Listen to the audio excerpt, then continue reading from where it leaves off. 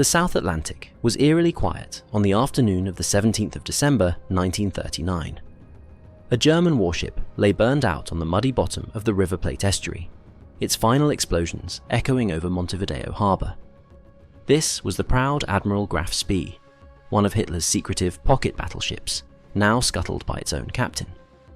In Germany's fight for control of the seas, these heavily armed commerce raiders had roamed the oceans, threatening Allied convoys and tying up enemy fleets. But one by one, the pocket battleships met their end, not in grand ship-to-ship duels, but at the hands of Allied forces, air power, and desperate commanders. This is the story of Deutschland, Admiral Scheer, and Admiral Graf Spee, the rise and annihilation of Hitler's pocket battleships.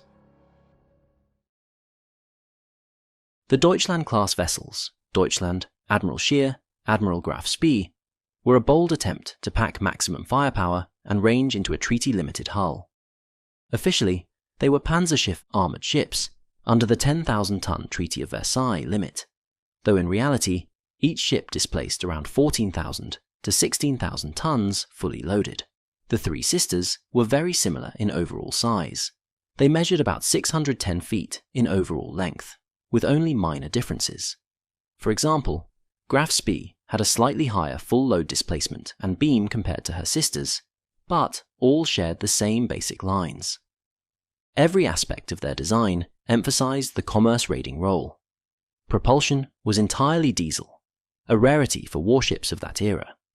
4 sets of diesel engines, driving 2 shafts, developed about 53,000 shaft horsepower.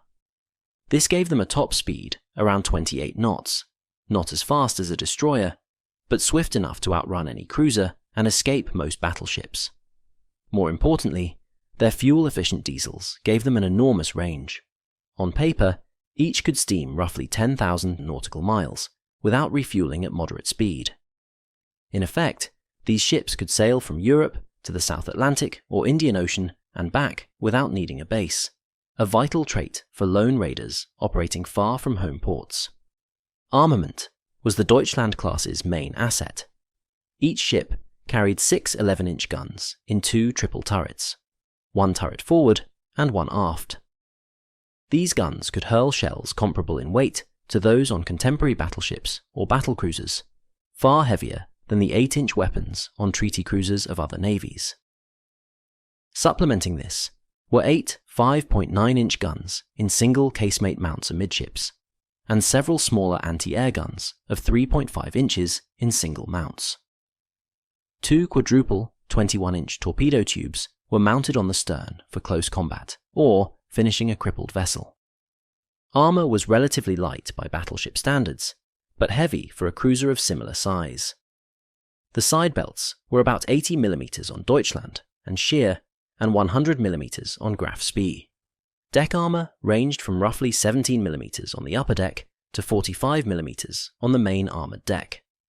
In short, the pocket battleships had robust protection compared to cruisers, but would not stand up to a full-scale battleship barrage.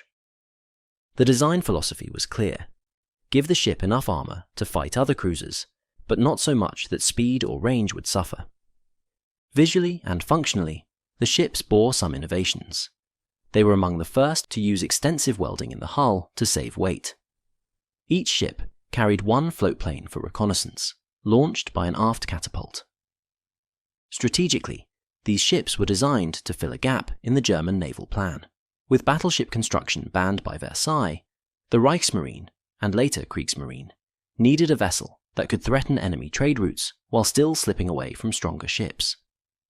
The pocket battleship concept aimed to outgun any ship that could catch it, cruisers with 6 to 8-inch guns, and to outrun any battleship that could outgun it. In practice, that meant only the largest Allied battlecruisers of the day, HMS Hood, Renown, and Repulse for example, could both catch a pocket battleship and survive its broadside. Otherwise, the German raider could cripple or sink smaller ships and then flee. In peacetime, Hitler and Grand Admiral Erich Raeder touted the Deutschland class as exemplifying German resourcefulness, imposing ships masked as replacements for pre-dreadnoughts, yet packing an unexpected punch.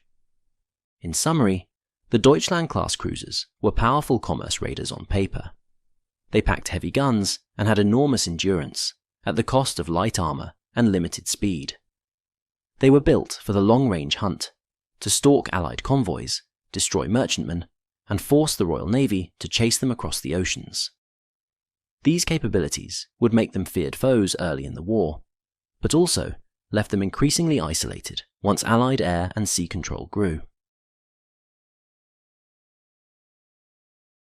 Admiral Graf Spee was the newest of the three, commissioned in January 1936.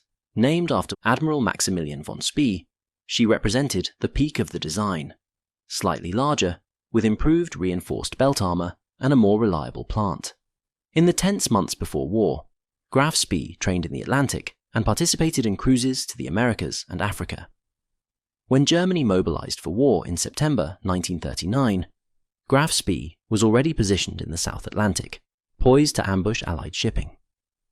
Between late September and early December 1939, Graf Spee conducted an aggressive commerce raiding sortie in the South Atlantic and Indian Oceans.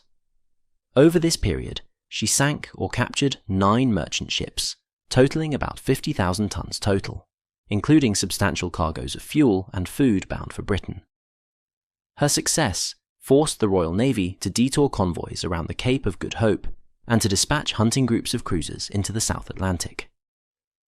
The turning point came on the 13th of December 1939, when Graf Spee encountered a British hunting squadron off the River Plate estuary between Argentina and Uruguay. This confrontation became the Battle of the River Plate, the first major naval surface battle of World War II. In the early morning hours of that day, Graf Spee spotted smoke on the horizon. It was HMS Exeter, accompanied by the light cruisers HMS Ajax and HMNZS Achilles. The British force was damaged from an earlier meeting with another German raider, so Exeter was low on operational main batteries, but the 3 cruisers sought to confront Graf Spee.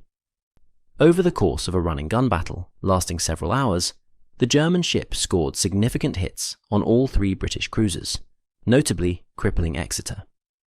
However, Graf Spee also took damage to her port engine room and rangefinder equipment, reducing her speed and accuracy. Wounded, but still powerful, Hans Langsdorff, the ship's captain, sought refuge in neutral Uruguay's harbour of Montevideo for repairs. Langsdorff believed he had about 72 hours to effect repairs before the ship would have to return to sea, thereby re-raising the conflict with Allied warships. Meanwhile, the British set a trap. They quietly moved reinforcements into the area, aircraft carriers, battleships, and cruisers, and deliberately leaked radio traffic suggesting a large battle fleet was imminent at Montevideo. Convinced by these reports, concern for his men, and the ship's damaged state, Langsdorff made the agonizing decision to scuttle Graf Spee. On the afternoon of the 17th of December 1939, under the gaze of tens of thousands of stunned onlookers, Graf Spee sailed a mile outside Montevideo harbour. Langsdorff gave the order and detonated scuttling charges. Torpedoes were triggered inside the ship's magazines, and flames enveloped the hulk. The proud warship began settling by the stern into the shallow estuary mud. Her crew was evacuated and taken ashore. Langsdorff and a few officers vowed to stand trial as prisoners of war. 2 nights later, Langsdorff took his own life. The rest of the crew was interned until the end of the war. Graf Spee's body remained partially above water for years, a constant reminder of the battle. Her story had lasted only a few intense months of wartime service. In those months, she had proven the concept of the pocket battleship by outshooting a cruiser squadron, but in the end, perceived superior numbers left her commander no choice but to destroy the ship. With Graf Spee gone by the end of 1939, the German Navy lost its most celebrated commerce raider, leaving little impact on the war. Ironically, the spectacular demise made Graf Spee a legend. For the rest of the war, attention turned to her 2 sister ships still at large, Admiral Scheer and Deutschland. Admiral Scheer, the second ship of the class, was commissioned in November 1934, 1 year after Deutschland. Like her sisters, she saw action in the Spanish Civil War, notably bombarding the port of Almeria in 1937 in retaliation for attacks on Deutschland. At the outbreak of World War II, Scheer was undergoing a refit, and her first major mission came in late 1940. On the 23rd of October 1940, Admiral Scheer set sail from the Baltic Sea under Captain Theodore Kranke. Slipping past British patrols into the Atlantic, this 161-day sortie through the Atlantic and Indian Oceans became Scheer's one great commerce-raiding cruise. By the time she limped back to Kiel in April 1941, she scored kills on 17 Allied merchant ships, totaling over 100,000 tons sunk. With the Atlantic behind her, Scheer was next sent north to disrupt Soviet convoys. In mid-1942, she joined other Kriegsmarine units to attack convoys on the Arctic Run. Scheer participated in Operation Rösselsprung, a planned strike on convoy PQ-17 in July 1942, but the convoy had already scattered in confusion. In August 1942, Scheer led Operation Wonderland, a sortie into the Kara Sea intending to strike Soviet shipping in the Siberian Arctic. This bold dash northward gained headlines in Germany, but ultimately failed to find any meaningful targets, only sinking a Soviet icebreaker and damaging a few other ships. Heavy ice and the end of the navigation season forced Scheer to turn back. The wear of war and mechanical troubles now took their toll. By late 1942, Scheer was increasingly sidelined. She spent much of 1943 training crews in the Baltic rather than raiding. In early 1945, she was mobilized for shore bombardment duties against the advancing Soviets. Scheer was docked in Kiel for refit when Allied air raids intensified. On the night of April 9th to 10th, 1945, British RAF bombers attacked the harbour where Scheer lay incomplete. With many of her main guns removed for overhaul and most of her crew off the ship, there was virtually no effective anti-air cover. Scheer was helpless. Bombs struck her, and she capsized docked. After the war, the wreck was largely scrapped and buried under the rubble-filled dock. Thus ended Admiral Scheer's career, a competent commerce raider, undone at last, not by a foe at sea, but by the overwhelming air power now dominating the skies over Germany. The lead ship, Deutschland, was laid down in 1929 and entered service in April 1933. She shared the class's initial successes and setbacks. During the Spanish Civil War, Deutschland was attacked by Republican bombers near Ibiza on the 29th of May 1937. 2 bombs struck her, causing serious damage and killing 31 of her crew. At the war's start in September 1939, Deutschland was already at sea in the North Atlantic, poised to ambush Allied convoys. She quickly fell victim to bad luck. Storms in October badly damaged her structure, and fuel shortages limited her operations. She managed to sink or capture just a handful of merchant ships, about 3 in total, during this first sortie. In November 1939, she returned to Germany for repairs. In early 1940, Deutschland was renamed Lützow, after the unfinished Admiral Hipper-class heavy cruiser Lützow was sold to the Soviet Union the previous year. Now Lützow was next thrown into the invasion of Norway, Operation Weserübung, in April 1940. Off the Oslofjord during the Battle of Drøbak Sound, Lützow was hit by battery fire from the Oscarsborg fortress. Shells penetrated her hull, killing 28 sailors and causing flooding. Severely damaged, she was withdrawn. On the voyage back to Kiel, she was torpedoed by the British submarine HMS Spearfish on April 11, 1940, twisting her hull and flooding her forward compartments. Lützow had to be towed into Kiel and would not be fully repaired for almost a year. By March 1941, Lützow was back in service. In June, she attempted another Atlantic raid, but fate struck again. On the 13th of June 1941, a torpedo bomber scored a critical hit on Lützow's port propeller, forcing her to break off and return to port for new repairs.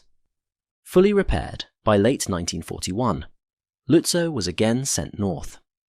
In 1942, she participated in the planned attack on Arctic convoy PQ-17. In late July, Lützow, along with the battleship Tirpitz and heavy cruiser Admiral Hipper, sortied to intercept the convoy. In adverse weather and ice conditions, Lützow ran aground in Chelsund on the 3rd of July. Refloated after months of difficult repairs, she rejoined Hipper for the Battle of the Barents Sea on the 31st of December 1942. In that battle, Admiral Hipper and Lützow each fired their big guns at convoy JW-51B. Again, the Germans inflicted only minor damage on the convoy, while themselves missing all hits. The failure of this operation was humiliating to Hitler. He briefly considered scrapping the surface fleet altogether. The battered Lützow spent 1943 mostly in heavy repairs and overhaul. By October 1944, she emerged once more to join Admiral Hipper and other vessels in support of German ground forces. Lützow's remaining guns were used to shell advancing Soviet troops along the eastern Baltic coast from October 1944 through early 1945. It was a far cry from hunting Atlantic convoys, but Germany was scrambling whatever firepower remained to slow the Red Army. In April 1945, with Berlin falling, Lützow was in dock at the naval base of Swinemünde. On the night of the 16th of April 1945, RAF Lancasters descended on the harbour. Lützow took a near-direct hit from a tallboy bomb on her port side. This explosion tore a long gash in her hull. Flooding brought her to a stop in shallow water in the Kaiserfahrt Channel. The damaged ship's crew managed to bring up the anchor and beach her to avoid sinking deeper. Lützow was now a stationary battery. For days she fought on, firing at advancing Soviet forces with whatever ammunition remained. By early May 1945, she had exhausted her ammo. With Germany's surrender imminent, Captain Lang and his crew prepared to scuttle Lützow rather than let her fall into Soviet hands. On the 4th of May 1945, charges were detonated aboard. The last chapter of Lützow's story came after the war. In 1947, the Soviet Navy raised the wreck. Recognizing the hull's advanced all-welded construction and diesel machinery, they used her as a target ship in gunnery exercises, and then scuttled her in deep water. Thus ended the career of Lützow, a ship that survived more battle damage than most, only to be undone at the very end.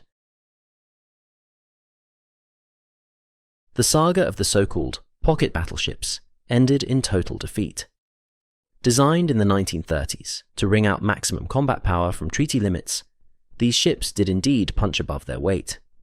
Their long-range raids in 1939 to 41 tied down countless Allied resources. Graf Spee's Commerce War nearly brought Britain to panic. Scheer's crews kept convoys under guard for months. Lützow's Arctic cruises challenged Russia's supply lines. For a time, each ship looked like it might alter the balance of the naval war. Yet each in turn was defeated not in classic surface duels, but by factors those 1930s designers had not fully anticipated. Their destruction revealed the decisive rise of air power in naval combat.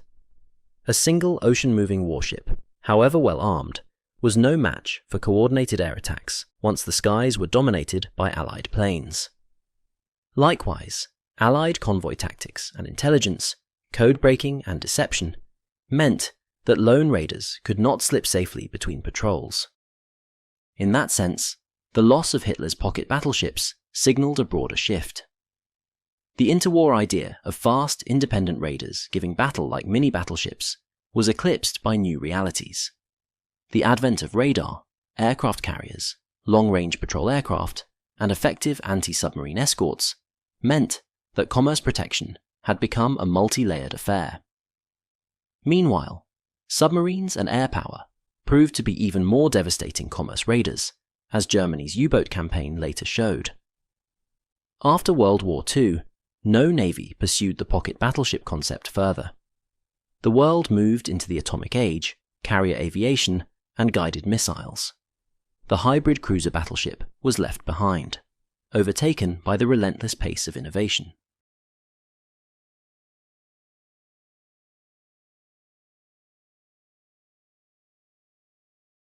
North Atlantic, winter 1940. A convoy pushes through heavy seas, engines straining, decks awash, crews on edge. Somewhere out there, unseen beneath the waves, a periscope breaks the surface. Without warning, a spread of torpedoes tears through the convoy. Explosions roll across the water as ships burn. By morning, 2 ships are gone. Their attacker dives and disappears before the escorts can even react. This was U-48, Germany's most successful U-boat. In less than 2 years of combat, it would sink more than 50 Allied vessels, over 300,000 tons of shipping, and become the standard by which every other U-boat was measured. This is the story of U-48, Germany's most lethal U-boat of World War II. U-48 was a Type 7B U-boat, an improved version of Germany's ubiquitous Type 7A. Laid down at the Germania Werft shipyard in Kiel and commissioned in April 1939, U-48 was 218 feet long, with a surface displacement of about 753 tons. The Type 7B design featured 5 torpedo tubes and carried up to 14 torpedoes. U-48 was also armed with an 8.8 cm deck gun and a 2 cm anti-aircraft cannon. Standard for U-boats early in the war, 2 diesel engines gave a top surface speed of around 18 knots and about 8 knots submerged. Crucially, the Type 7B had extended range, over 8,500 nautical miles at economic speed, which enabled patrols deep into the Atlantic. This formidable vessel was built for one primary role: commerce raiding in the Battle of the Atlantic. U-48 belonged to the 7th U-boat flotilla and was part of Admiral Dönitz's strategy to starve Britain by sinking merchant shipping. Just before war broke out on September 1st, 1939, U-48 had already put to sea on patrol, poised to attack Allied ships as soon as hostilities began. The boat's long range and improved torpedo load made it ideal for hunting convoys. The U-boat would operate from German ports initially, and after France fell in mid-1940, from the new U-boat bases on the Bay of Biscay, maximizing its reach into the Atlantic. With a crew of roughly 45 men, including highly trained officers, U-48 was a cutting-edge predator of its time. Under the command of Kapitänleutnant Herbert Schulze, U-48 commenced its first war patrol within days of the invasion of Poland. In September 1939, it patrolled the shipping lanes west of Britain and sank 3 merchant ships, grossing 14,777 tons in shipping on its maiden patrol. One of these victims was the British freighter Royal Scepter. In a notable display of early war chivalry, Schulze allowed Royal Scepter's crew to abandon ship and even signalled a nearby neutral vessel, SS Browning, to rescue the survivors. After sinking the steamer Furby on that same patrol, Schulze sent a cheeky open radio message addressed to Winston Churchill, giving the ship's coordinates and requesting rescue for its crew. These gestures, while propagandistic, showed Schulze's adherence to prize rules at the war's outset. U-48's second and third patrols in October and November 1939 were even more devastating to Allied shipping. Schulze roamed the western approaches, sending ship after ship to the bottom. In October, U-48 sank 5 vessels, including the large French tanker SS Émile Maguet, and then another 4 ships in November-December. By the end of 1939, U-48 had sunk over a dozen ships, establishing itself as one of the Kriegsmarine's rising stars. Schulze's successes earned him the Knight's Cross in March 1940, one of the first U-boat commanders to be so honoured. U-48 continued its streak into 1940. On its 4th patrol from January to February 1940, the submarine operated in the North Sea and North Atlantic, notching additional kills amidst the winter seas. In April 1940, during the Norwegian campaign, U-48 even attempted an audacious attack on the Royal Navy. It tried to penetrate the escort screen of the British battleship HMS Warspite, only to be chased off by vigilant destroyers who pummeled U-48 with depth charges. the U-boat escaped with minor damage, a narrow miss during an operation that showed the increasing risks as Allied anti-submarine efforts stiffened. In spring 1940, Schulze fell ill with a severe stomach and kidney ailment and had to relinquish command. Korvettenkapitän Hans Rudolf Rosing took over U-48 in May 1940, just as Germany's position improved with the fall of France. Now operating from captured French Atlantic ports, U-48 could undertake longer patrols and reach hunting grounds previously beyond range. Rosing's first patrol in June 1940 proved one of U-48's most successful. Refueling in newly available bases in Norway extended their mission, allowing U-48 to sink 8 ships on that single patrol, an astonishing haul. Among these were stragglers and convoy ships in the eastern Atlantic that fell victim to U-48's torpedoes. On a subsequent patrol in August 1940, Rosing added 5 more sinkings before bringing U-48 into the U-boat base at Lorient, France. By the end of the summer, U-48's kill count had surpassed 20 ships, and Rosing himself was awarded the Knight's Cross for his success. In August 1940, U-48 joined other U-boats in a coordinated wolf pack for the first time, codenamed Rosing after its commander, striking convoy HX-65, sinking 2 freighters before enduring a depth charge attack by HMS Gudathia and escaping underwater. This was guerrilla warfare at sea, hit-and-run torpedo attacks at night, followed by harrowing cat-and-mouse evasions from escorts. In these engagements, U-48 demonstrated the tactics that made U-boats so feared. One night in late March 1941, U-48 even steered into the middle of convoy HX-115 and boldly attacked while running among the merchant columns on the surface. Several armed freighters fired back and attempted to ram the U-boat, but U-48 weaved through the chaos, dodged the would-be rammers, and slipped away before the convoy's escorts could react. Such daring maneuvers underscored the skill of U-48's crew and the bold leadership of its commanders. In September 1940, Heinrich Ajax Blücher took command, and U-48's 8th War Patrol soon became infamous. Patrolling north of Ireland and south of Greenland, U-48 attacked convoy ships relentlessly. On September 17, 1940, Blücher torpedoed the passenger liner SS City of Benares, tragically sinking it. 90 of the 119 on board were killed, among over 250 total dead. The sinking of City of Benares shocked public opinion in Britain and abroad, and led to Blücher being labelled a war criminal by the British press.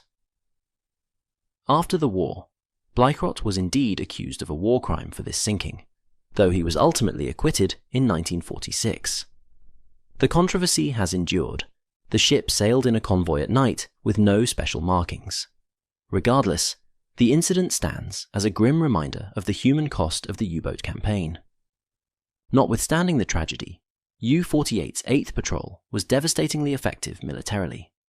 In the span of 6 days, U-48 sank City of Benares and 7 other ships from convoys SC-3 and OB-213. Among these victims during Blücher's patrol was the British warship HMS Dundee, a Royal Navy sloop of about 1,060 tons, which U-48 sent to the bottom. This was the single warship kill during its career. By patrol's end, Blücher had sunk 8 ships totaling over 36,000 tons. German propaganda trumpeted even higher figures. Blücher's next sortie in October 1940 was similarly successful, adding another 8 merchant ships, 43,000 tons, to U-48's tally. By late 1940, U-48 had become a true ace of the deep, with its consecutive commanders, Schulze, Rosing, and Blücher, all among the top U-boat skippers in confirmed sinkings. In December 1940, Herbert Schulze, recovered from illness, returned to U-48's bridge, relieving Blücher. However, the U-boat war was evolving. The Royal Navy and Allied forces were improving convoy defences with better escort tactics, radar, and air patrols, making U-boat operations riskier. U-48, undertook a few final war patrols under Schulze in early 1941. It still scored successes, sinking 2 ships on its 9th patrol and 5 on its 10th patrol, but the happy times were waning. By now, the veteran U-48 was considered technologically obsolete compared to newer boats. Its relatively short range and limited torpedo load were becoming liabilities as the battle spread across broader oceans. After a winter refit in early 1941, U-48 found itself increasingly outrun by improved Allied anti-submarine measures and the need for longer missions. U-48's 12th and final war patrol came in May-June 1941. Notably, during this patrol, U-48 joined the Wolfpack West, June 2nd to 8th, 1941, one of the coordinated group attacks that Donitz was deploying against convoys in its final patrols. The boat still managed to sink several more ships, 5 vessels on the last patrol, bringing its career total to an astounding 51 merchant ships and 1 escort. On June 22nd, 1941, U-48 returned to Kiel from patrol for the last time. In 2 years of combat, it had conducted 12 war patrols and was credited with sinking over 50 ships, totaling more than 300,000 tons of Allied shipping, a record unmatched by any other submarine in World War II. Remarkably, throughout all these battles, U-48 never lost a single crewman to enemy action or accident during its operational career. By mid-1941, the Kriegsmarine decided that U-48 had earned its retirement from frontline service. The trusty boat was withdrawn from combat and assigned to training duties with the 26th U-boat flotilla in the Baltic. For the next 2 years, U-48 served as a schoolboat, helping to train a new generation of U-boat crews. Its veteran hull and systems were valuable for instructing cadets, even if no longer ideal for battle. As the war wore on, U-48 itself began showing its age. In 1943, the Navy deemed the submarine unfit even for training, likely due to wear and tear and the general decline in Germany's resources. U-48 was formally decommissioned on September 25, 1943.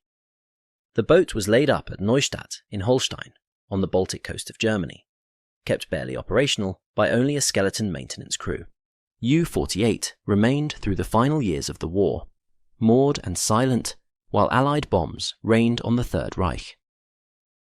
In May 1945, as British forces advanced into northern Germany, U-48's custodians took action to prevent its capture. On May 3, 1945, just days before Germany's surrender, U-48's crew scuttled the submarine in the Bay of Lübeck, off Neustadt. The once deadly U-boat was deliberately sunk in shallow coastal waters, its crew ensuring it would not fall into Allied hands. Thus, U-48 never fell to enemy attack. It was destroyed by its own men at the war's end. The wreck of U-48 remains at the bottom of Lübeck Bay, a submerged relic of the Battle of the Atlantic. U-48 holds a special place in naval history as the most successful U-boat of World War II. In terms of tonnage sunk, no other submarine, German or Allied, matched U-48's devastating record of over 306,000 tons of enemy shipping sent to the bottom. This single U-boat had effectively waged a one-vessel commerce war, especially during 1939 to 1940, when Allied anti-submarine defences were still catching up. Its achievements were a significant contribution to the first happy time, that early war period when U-boats ravaged Atlantic convoys almost at will. U-48's story is often cited to illustrate the potency of German U-boats and the high tide of the U-boat campaign before Allied countermeasures turned the tables. U-48's commanders and crew left an enduring legacy. 7 crewmen from U-48 eventually earned the Knight's Cross of the Iron Cross, Germany's highest award for valor, including all 3 of its wartime skippers. Herbert Schulze, the first and longest-serving commander of U-48, became a U-boat flotilla commander, and later served on Admiral Donitz's staff. Schulze survived World War II and even joined West Germany's post-war navy, Bundesmarine, in 1956, retiring as a Kapitän zur See, naval captain, in 1968. He was remembered by comrades as an exemplary naval officer in the best tradition. Hans Rudolf Rosing, who led U-48 through the successful summer of 1940, went on to important staff roles, including commander of U-Boats West in 1942 to 1944, directing Atlantic operations. Rosing also joined the post-war Bundesmarine and rose to the rank of Konteradmiral, Rear Admiral, before retiring in 1965. Heinrich Bleichrodt continued active U-boat command, sinking more ships on later patrols, notably with U-109, and receiving oak leaves to his Knight's Cross. Though shadowed by the City of Benares incident, Bleichrodt survived the war and lived until 1977.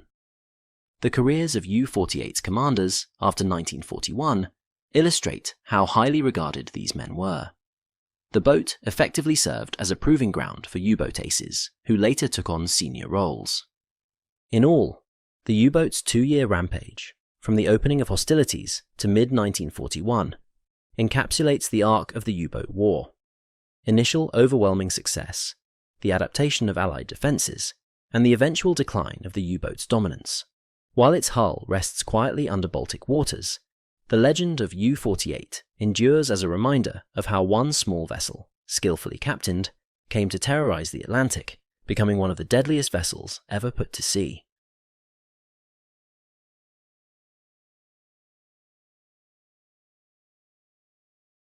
April 9th, 1940.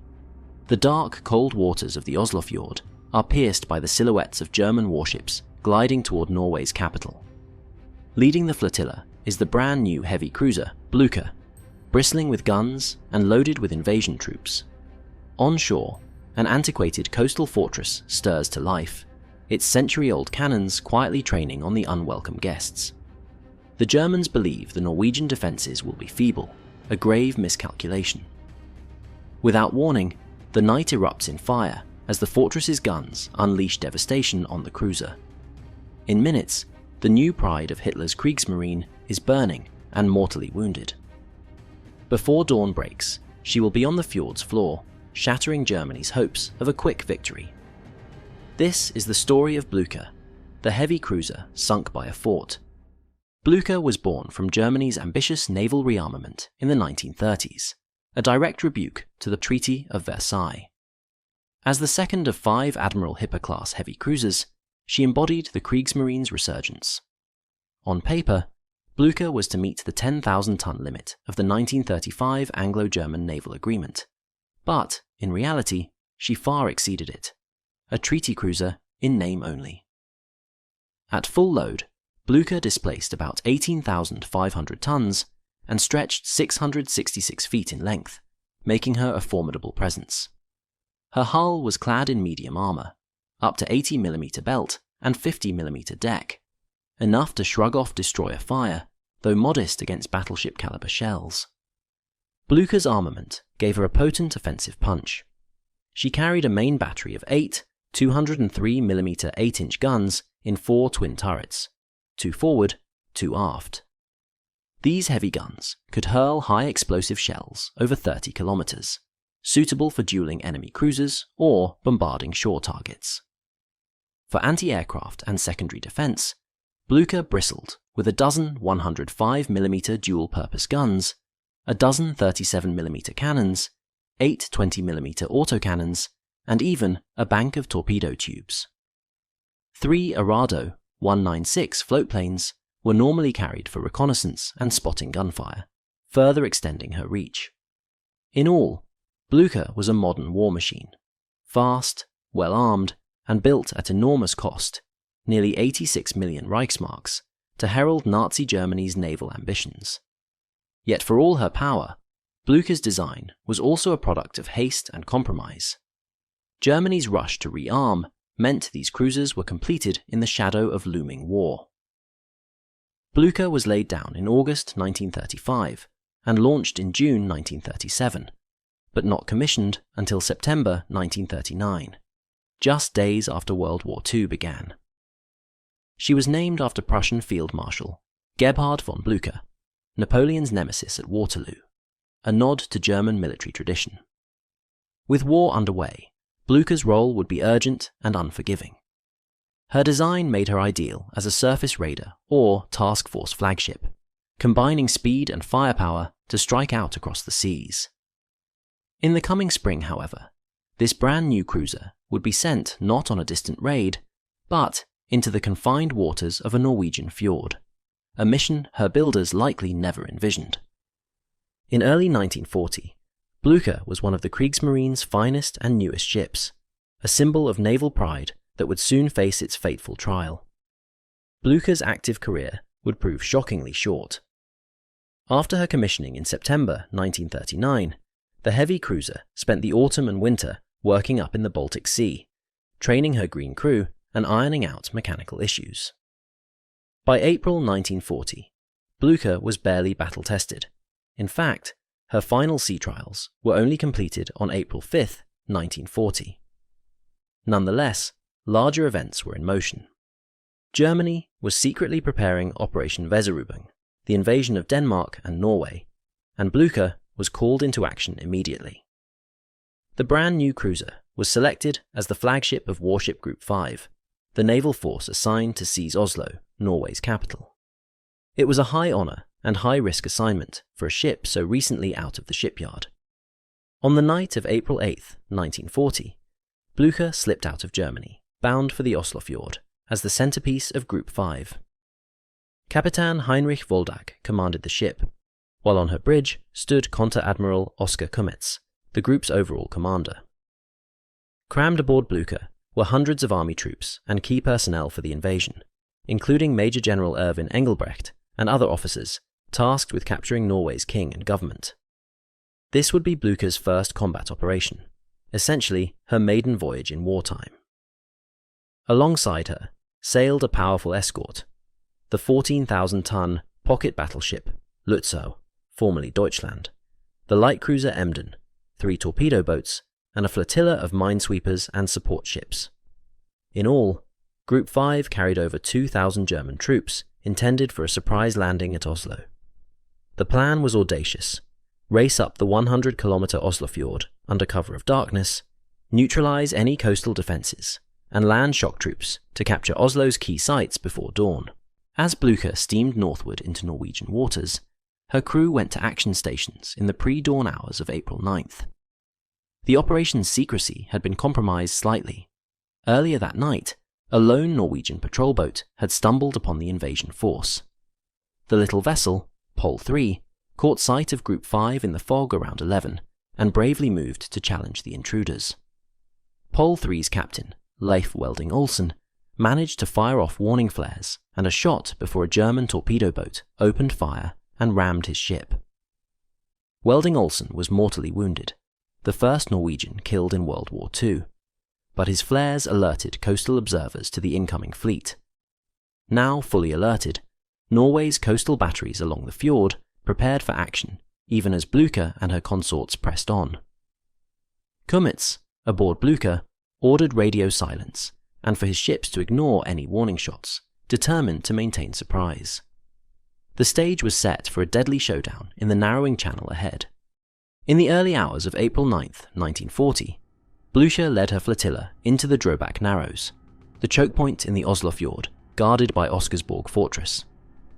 The German charts had dismissed Oscarsborg as an old fort of little concern, practically a museum from a bygone era. The fortress was old. Its main batteries were 3 28cm, 11-inch Krupp guns installed in the 1890s, nicknamed Moses, Aaron, and Joshua. The fort's commander, 64-year-old Colonel Birger Eriksen, had a skeleton crew of recruits and a handful of aging reservists manning these guns. Ammunition was limited, and no formal war had been declared. Despite the uncertainty, Colonel Eriksen understood the dire stakes. As Blücher, a massive dark shape, approached within point-blank range in the dim pre-dawn light, he made a snap decision. Eriksen gave the order to fire without warning. "Either I will be decorated, or I will be court-martialed. Fire," he exclaimed. Oscarsborg's 2 operable 28cm guns roared to life, firing their heavy shells directly into Blücher at just 500 to 600 meters range. The first shell struck Blücher near her forward superstructure. it penetrated and detonated amidships, ripping through the cruiser's aircraft hangar and igniting stored fuel and munitions for the ship's Arado floatplanes. An orange fireball shot upward as aviation fuel, bombs, and depth charges all went up in flames. Seconds later, the second 28-centimeter round slammed into Blücher's forward barbette, the base of a forward gun turret. The impact shattered the barbette and sprayed carnage across the deck, while also knocking out the ship's main electrical circuits. With that single hit, Blücher's primary gun batteries fell silent, their power and fire control systems crippled. In the space of moments, the proud cruiser had been severely wounded. Fires raged amidships, and her bridge was enveloped in smoke and confusion. These aging Krupp guns dated back to 1893, yet they proved devastatingly effective against a modern heavy cruiser. Manned by untested crews with minimal protection, the guns nevertheless hit their mark with deadly accuracy in the opening salvo. As Blücher reeled, the fortress brought more weapons to bear. On the eastern shore, Oscarsborg's secondary Kopos battery opened up with 3 15-centimeter guns, while smaller 57mm guns at Husvik on the western side poured rapid fire into the cruiser's flanks. Shells spattered against Blücher's sides and superstructure.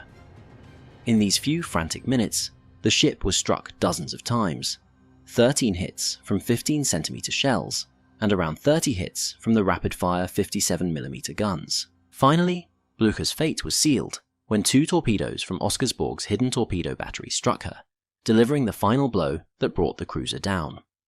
At 6:22, less than 2 hours after the first shots, Blücher capsized and sank in the Drobak Narrows.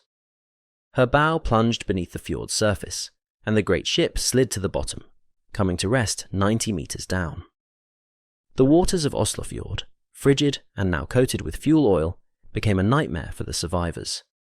Of the approximately 2,100 sailors, soldiers, and passengers on board Blücher, 650 to 800 lost their lives in the sinking. Hundreds died in the water itself. Many were killed or badly burned when the thick fuel oil leaking from the ship ignited atop the water. Others were overcome by hypothermia in the 6 degrees Celsius fjord.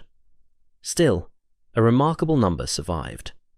Roughly 1,400 Germans made it to shore or were pulled from the water alive. On nearby islands and beaches, groups of soaked, shocked survivors gathered. Norwegian units, including elements of the King's Guard, took several hundred of them prisoner, at least temporarily.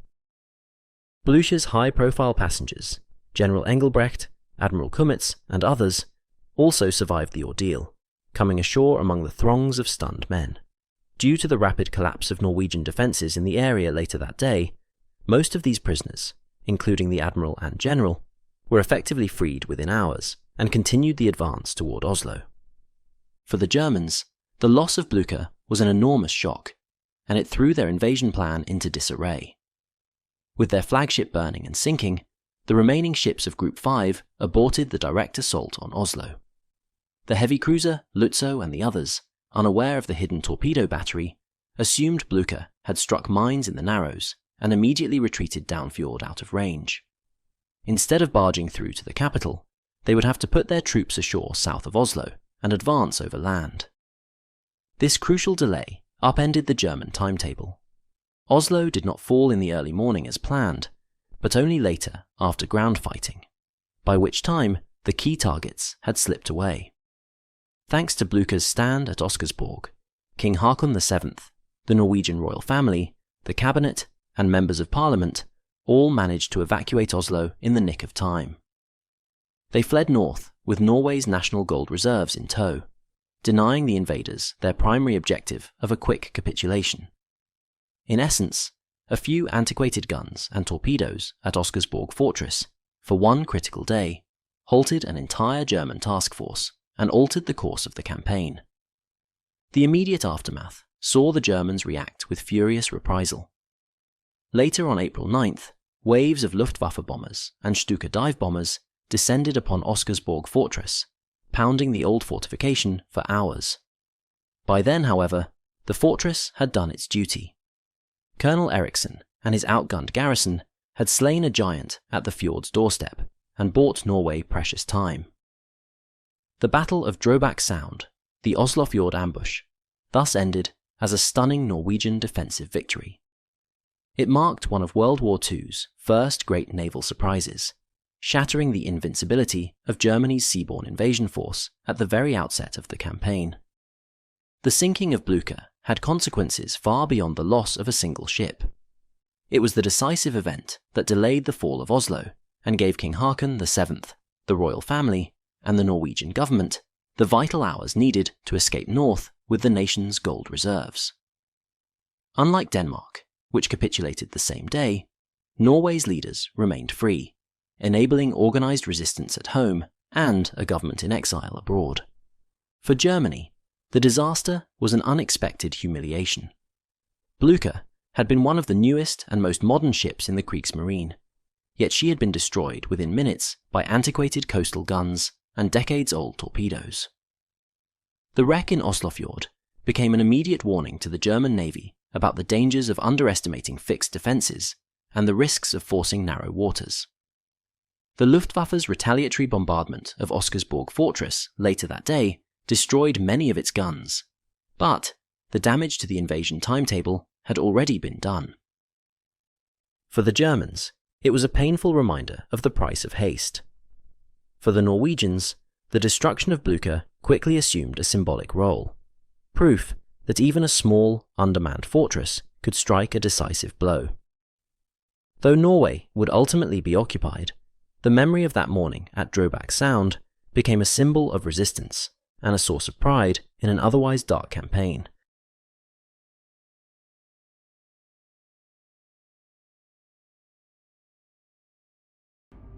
In the early days of World War II, one of France's most powerful warships found itself caught in the tides of a changing conflict.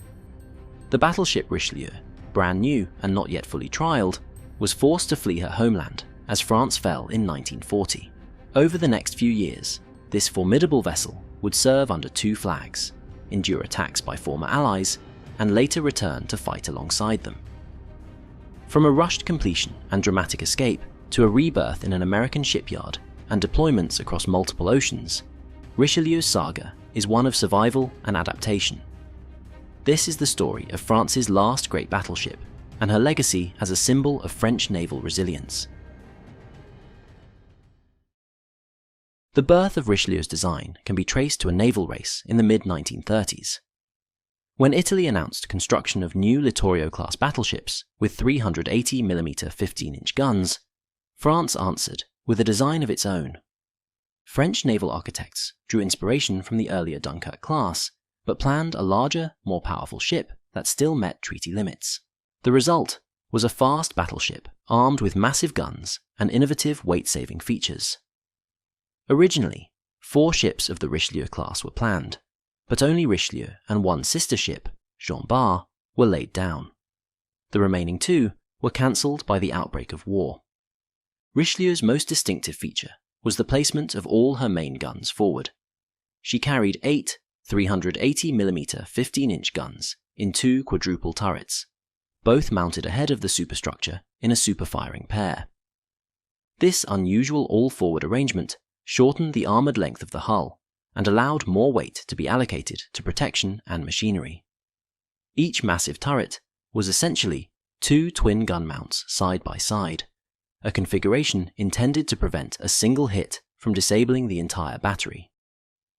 Backing up the main battery was a secondary armament of 9 6-inch guns in triple turrets positioned toward the stern. In size and power, Richelieu represented a significant leap for the French Navy.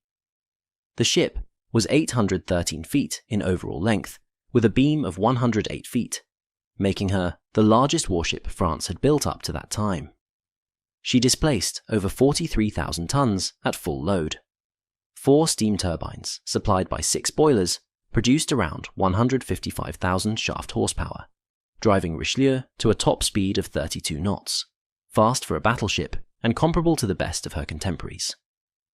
Protecting the ship was a heavy armour scheme, a belt up to 330mm thick along her hull, turret faces over 400mm thick, and layered decks and bulkheads to guard against shells and bombs.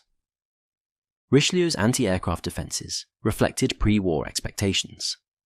As completed in 1940, she was armed with a dozen 100mm 3.9-inch dual-purpose guns and an array of lighter anti-aircraft weapons, 37mm 1.9-inch cannons, and 13.2mm machine guns to provide close-range defence against aircraft. This outfit was typical for its day and would soon prove inadequate against modern air attacks, a shortcoming that would be addressed later through refits. Construction moved swiftly. Richelieu was laid down in 1935 and launched in January 1939. By the time World War II began in September 1939, she was fitting out at the Naval Yard in Brest. With war looming, work was expedited. In April 1940, as German armies pressed toward France, Richelieu was commissioned into the fleet, even though some of her systems were still unfinished. She was now a symbol of national pride and desperately needed for France's defence, a brand new capital ship ready just in time, as events would soon prove. Within weeks of Richelieu's commissioning, France's situation became desperate. In June 1940, the German invasion led to France's collapse. To keep the prized battleship out of enemy hands, French authorities ordered Richelieu to depart for the relative safety of Dakar in French West Africa. In late June 1940, the unfinished battleship steamed out of Brest, carrying as much ammunition and fuel as she could, and reached Dakar in early July. There she fell under control of the Vichy French regime, which now governed France's colonies under an armistice with Germany. Shortly after her arrival, Richelieu became a focus of British concern. The Royal Navy feared that such a powerful ship might be seized or used by the Axis, so they launched Operation Catapult to neutralise French warships. A British carrier task force off Dakar struck Richelieu. Aircraft from HMS Hermes dropped torpedoes into the harbour. One torpedo slammed into Richelieu's stern, blowing a large hole and flooding her engine rooms. Crippled and partially sunk in the shallow harbour, her hull settled on the bottom. Richelieu was left immobilised, but upright. Her crew scrambled to control damage and patch the wound, but the battleship was out of action. In September 1940, a joint British and Free French expedition attempted to take Dakar in what became the Battle of Dakar. Still under Vichy control, Richelieu was partially repaired and able to use some of her guns as British forces, including the battleships HMS Barham and Resolution, approached. Over several days, 23rd to the 25th September 1940, Richelieu exchanged fire with the attacking fleet. She managed to hit one of the British battleships, inflicting minor damage, and, in return, took a few hits herself. A Vichy French submarine torpedoed and damaged Resolution during the fighting, contributing to the Allies' decision to withdraw. In the end, the assault failed. Dakar and Richelieu remained in Vichy French hands. Though she had not sunk any foes, the big French battleship had held her ground and deterred the Allies in that engagement. For the next 2 years, Richelieu stayed at Dakar under Vichy control, her activity limited. The crew and local engineers worked to restore her mobility, but without access to proper shipyard facilities and new parts, restricted under the armistice, full repairs were impossible. By mid-1942, the ship could steam under her own power for short trips, and she even received a primitive air search radar. But she was still far from fully combat ready. The tide turned in November 1942 when the Allies invaded French North Africa, Operation Torch, and the Vichy authorities there switched sides. In response, German forces occupied the rest of Vichy France. The French colonies in West Africa, isolated and seeing the Vichy regime effectively overrun, rallied to the Allied cause. Richelieu and her crew thus joined the Free French naval forces. By early 1943, arrangements were made with the Allies to refit the battleship, since she was now the only modern French capital ship in service. Her sister ship, Jean Bart, was incomplete and immobilized in Casablanca. In January 1943, Richelieu crossed the Atlantic to the United States for a much-needed overhaul. Limping along on 3 functioning propellers and escorted by Allied ships, she arrived at the New York Navy Yard in February. There, American technicians repaired her torpedo damage and executed a comprehensive modernization. Over the next 5 months, Richelieu was fitted with American radar systems and a vastly improved anti-aircraft battery. Dozens of 40mm Bofors guns and 20mm Oerlikon cannons were installed in place of her outdated light AA guns, giving her a defensive armament on par with other Allied battleships. 3 of her big 380mm guns, damaged or worn from earlier action, were replaced with spare barrels from France, and her fire control equipment was upgraded. By the time she emerged from the Brooklyn shipyard in mid-1943, Richelieu had been reborn as a formidable Allied warship. Now under Free French command, but operating alongside the Royal Navy, Richelieu sailed to British waters. In late 1943, she joined the British Home Fleet, based at Scapa Flow. That winter, the battleship took part in training exercises and a minor raid off the Norwegian coast in February 1944, but she saw no major action in European waters. With the Italian fleet neutralized and plenty of Allied battleships available for the Normandy landings, Allied leaders decided to send Richelieu where she was more urgently needed. In March 1944, Richelieu transited the Suez Canal to join the British Eastern Fleet operating from Ceylon. For the remainder of World War II, she served in the Pacific Theatre. Richelieu participated in numerous Allied operations against Japanese positions in the Indian Ocean region. In April to May 1944, she supported carrier airstrikes on targets in Sumatra and Java, standing ready to bombard shore installations or engage any Japanese ships that might appear. Her anti-aircraft guns helped defend the fleet against occasional enemy air raids. By early 1945, Richelieu was a core part of the Allied naval force in the Indian Ocean, by then reorganized as the British East Indies Fleet.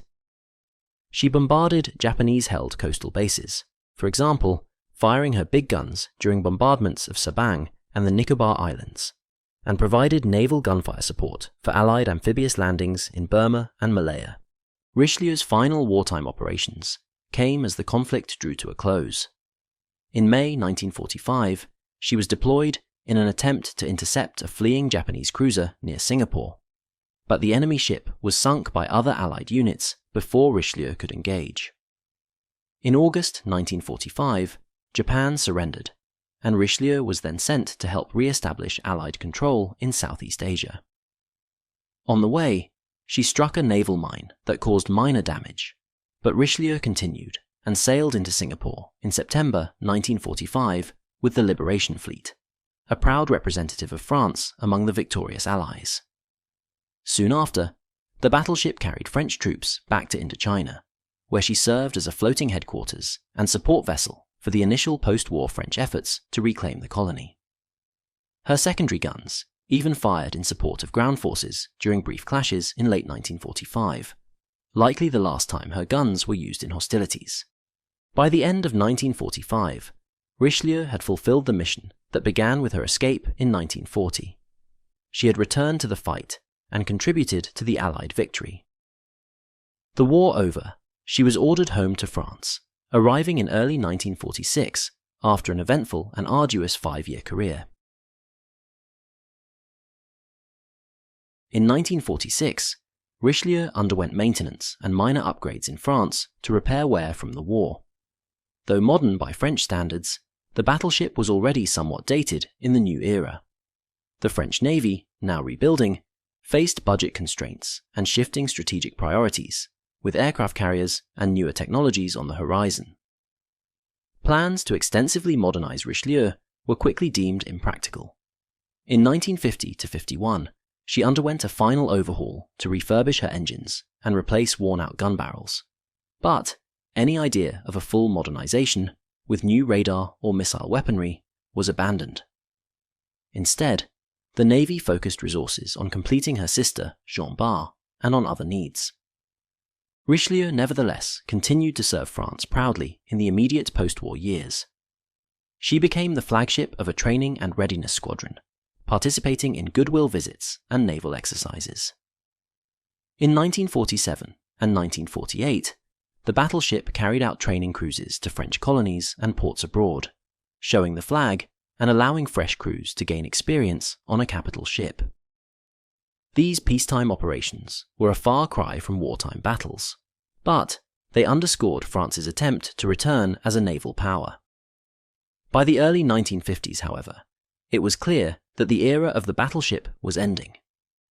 In 1952, Richelieu was officially retired from frontline duty and reassigned as a gunnery training ship.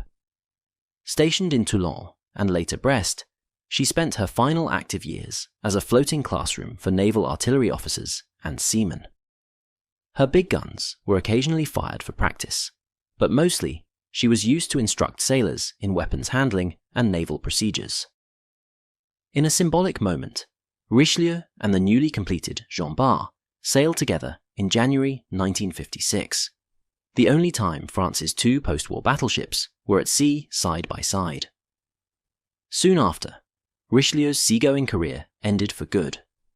She was decommissioned and placed in reserve, her remaining crew reduced to a caretaker contingent. For another decade, Richelieu remained in port as a stationary training and accommodation ship. Equipment was gradually removed, and the once mighty battleship quietly aged. Finally, in 1967, the French Navy struck Richelieu from its register. Her nearly 3 decades of service had come to an end. In early 1968, the grand old ship was sold for scrap. Before she was towed away, the Navy removed some artifacts. Notably, several of her huge 380mm 15-inch guns were taken off to be preserved. The hull of Richelieu was then towed to Italy and dismantled in 1968 to 1969. The battleship Richelieu holds a unique place in naval history. She symbolized the determination of a navy that refused to be extinguished by defeat. Her career was marked by an extraordinary twist. Built to defend France, she ended up battling former allies, under Vichy orders, before being welcomed into the Allied fold to fight against the Axis. Few warships have experienced such a reversal of roles. This journey from embattled refuge in Dakar to active service with the Allies made Richelieu a symbol of French resilience and redemption during World War II. In operational terms, Richelieu's contributions were modest but meaningful. She did not engage in any famous ship-to-ship duels, and she sank no enemy capital ships. Yet her presence in Allied fleets provided valuable support and flexibility. Perhaps most importantly, Richelieu's survival and service after 1940 provided a morale boost for France. At a time when the nation's honor was at stake, the reborn battleship flying the Free French flag showed that France was still in the fight. From a design perspective, Richelieu proved to be an innovative and effective warship. Her all-forward gun layout, a rarity among battleships, worked as intended, and she combined high speed with strong protection. The fact that she withstood torpedoes and shell hits and kept fighting was a testament to her robust construction. Lessons from her design were overtaken by the rapid evolution of naval warfare, but naval historians often regard Richelieu as one of the finest battleships produced under interwar treaty limits. When Richelieu was scrapped in 1968, her sister ship Jean Bart, following in 1970, marked the end of the line for French battleships, and indeed, the waning days of battleships worldwide. Today, Richelieu's legacy lives on in the historical memory of the French Navy. Naval history enthusiasts remember Richelieu as a last gunslinger of the battleship era, a ship that arrived just as the age of naval gun duels was ending. Above all, the story of Richelieu stands as a testament to adaptability and perseverance. Through changing allegiances, fierce battles, and sweeping technological shifts, the French battleship Richelieu served her nation with distinction, earning a lasting place in naval history.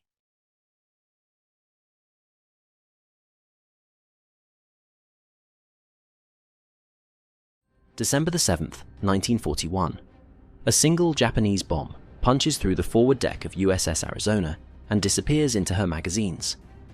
In a moment, the ship is engulfed in fire and smoke, the blast tearing her apart and taking over 1,000 sailors with it in an instant. In less than 9 minutes, the proud battleship lay shattered on the harbour floor, consumed by flames that would burn for 2 days. This is the story of USS Arizona, her pre-war service, her role in America's Pacific Fleet, and the final fate that marked one of the darkest moments in US naval history. USS Arizona was born from an era of naval arms races and super dreadnoughts. Authorized in the early 1910s and named after America's newest state, she was laid down on March 16, 1914, at the New York Navy Yard and launched on June 19, 1915. Commissioned in October 1916, Arizona joined the fleet as one of the US Navy's most powerful battleships. At approximately 608 feet in length and displacing 31,400 tons, she was a behemoth of steel and firepower. Her main battery comprised 12 14-inch guns mounted in 4 triple turrets, an improvement over earlier designs that carried only 10 big guns. This Pennsylvania-class design gave Arizona a heavier broadside than her predecessors, supported by a secondary armament of 5-inch guns in casemates and a suite of 3-inch anti-aircraft guns. Built with the Navy's new all-or-nothing armor scheme, Arizona featured thick belt armor to protect vitals and improved underwater protection against torpedoes. Notably, she was among the first US battleships engineered to burn oil instead of coal. This gave her steam turbines the ability to reach about 21 knots, but it also meant she did not deploy to Europe during World War I due to fuel oil shortages overseas. Instead, during the latter part of World War I, Arizona remained stateside as a gunnery training ship and patrolled the East Coast. In December 1918, just after the armistice, Arizona crossed the Atlantic to serve as honor escort for President Woodrow Wilson's voyage to the peace talks in France, a fitting role for one of America's newest dreadnoughts. She returned home to celebrations as a symbol of US naval might. Throughout the 1920s, Arizona sailed with the fleet in peacetime exercises, but by decade's end, it was clear that upgrades were needed to keep her battle ready. Beginning in 1929, Arizona underwent a comprehensive modernization at the Norfolk Navy Yard. Her iconic cage mast was removed and replaced with a sturdy tripod mast crowned by new fire control directors. The ship's firepower and protection were both enhanced. Older 3-inch anti-aircraft guns were swapped out for newer 5-inch anti-air guns for better high-altitude defense. Additional armor plating was added to her decks to guard against plunging shells, and anti-torpedo blister bulges were built into her hull to improve underwater protection. Arizona's propulsion was also overhauled. She received new boilers and modern turbines, improving efficiency and allowing extra fuel storage for extended range. In line with contemporary practice, a catapult for launching scout floatplanes was fitted on one of her turrets during these refits. By the time she returned to full commission in March 1931, USS Arizona had been transformed. The battleship emerged from modernization looking different, stronger, slightly faster, and bristling with improved weaponry, ready for the challenges of a new decade. In the 1930s, USS Arizona sailed as a flagship of the US battle fleet, projecting American naval power during an uneasy peace. After her 1931 refit, Arizona joined the Pacific-based battle force and participated in numerous fleet problems, large-scale naval war games that tested the Navy's tactics and readiness. Based out of San Pedro, California, for much of the interwar period, she cruised to locations from the Panama Canal to the Caribbean and up to Alaska, honing the crew's skills in gunnery and maneuver. By 1940, with war already raging in Europe and Japanese expansion threatening the Pacific, the US Navy moved its main Pacific Fleet base from San Diego to Pearl Harbor, Hawaii. Arizona and her sisters were sent to Pearl as a forward deterrent to Japanese aggression. After Fleet Problem 21 in spring 1940, the Navy decided to keep the fleet at Pearl Harbor indefinitely. USS Arizona thus spent most of 1940 in Hawaiian waters on training maneuvers intended to prepare for any outbreak of hostilities. Late that year, she departed for a stateside overhaul. In late 1940 and into early 1941, Arizona underwent maintenance at Puget Sound Navy Yard in Bremerton, Washington. After this yard work, Arizona returned to Pearl Harbor in February 1941 and resumed intensive training operations with the Pacific Fleet. In the months leading up to December 1941, Arizona took part in exercises and patrols around Hawaii as diplomatic relations with Japan worsened. She made one last voyage to the West Coast in mid-1941, returning to Pearl Harbor by July to continue battle drills. In late October 1941, Arizona suffered a minor incident when another battleship, USS Oklahoma, accidentally collided with her during maneuvers, tearing a hole in Arizona's port side that required repairs. The damage was patched within weeks, and Arizona was back in service by early December. On the night of December 4th, 1941, Arizona and the battleships Nevada and Oklahoma conducted a final gunnery exercise off Hawaii, firing shells into the darkness as they practiced night battle techniques. Afterwards, all three battleships returned to harbor and moored along Ford Island in Pearl Harbor. By December 6th, Arizona was tied up in her berth at Pearl's Battleship Row, with the repair ship USS Vestal moored outboard alongside to provide routine maintenance the next week. Many of Arizona's officers and crew were enjoying a quiet weekend routine on that Saturday evening of December 6th, unaware that it would be their last. As night fell, the Pacific Fleet slumbered at anchor, and a Japanese strike force steamed unseen, just hours away. Sunday morning, December the 7th, 1941, came with clear skies over Oahu. Aboard USS Arizona, the crew assembled for the routine raising of the flag and band practice, while breakfast was being served below decks. At 7:55 a.m., the sudden buzz of low-flying aircraft and the thud of explosions signaled an attack was underway. Japanese carrier-based planes had descended on Pearl Harbor in a massive surprise strike, targeting the proud battleships lined up along Ford Island. Arizona's crew raced to their stations as the ship's air raid alarm blared. In the first minutes of the assault, Arizona was spared the torpedoes that struck some other battleships. She was moored inboard, shielded by Vestal and neighboring ships. But high-level bombers soon focused on her. The battleship shuddered as several bombs struck, blasting the deck and igniting small fires.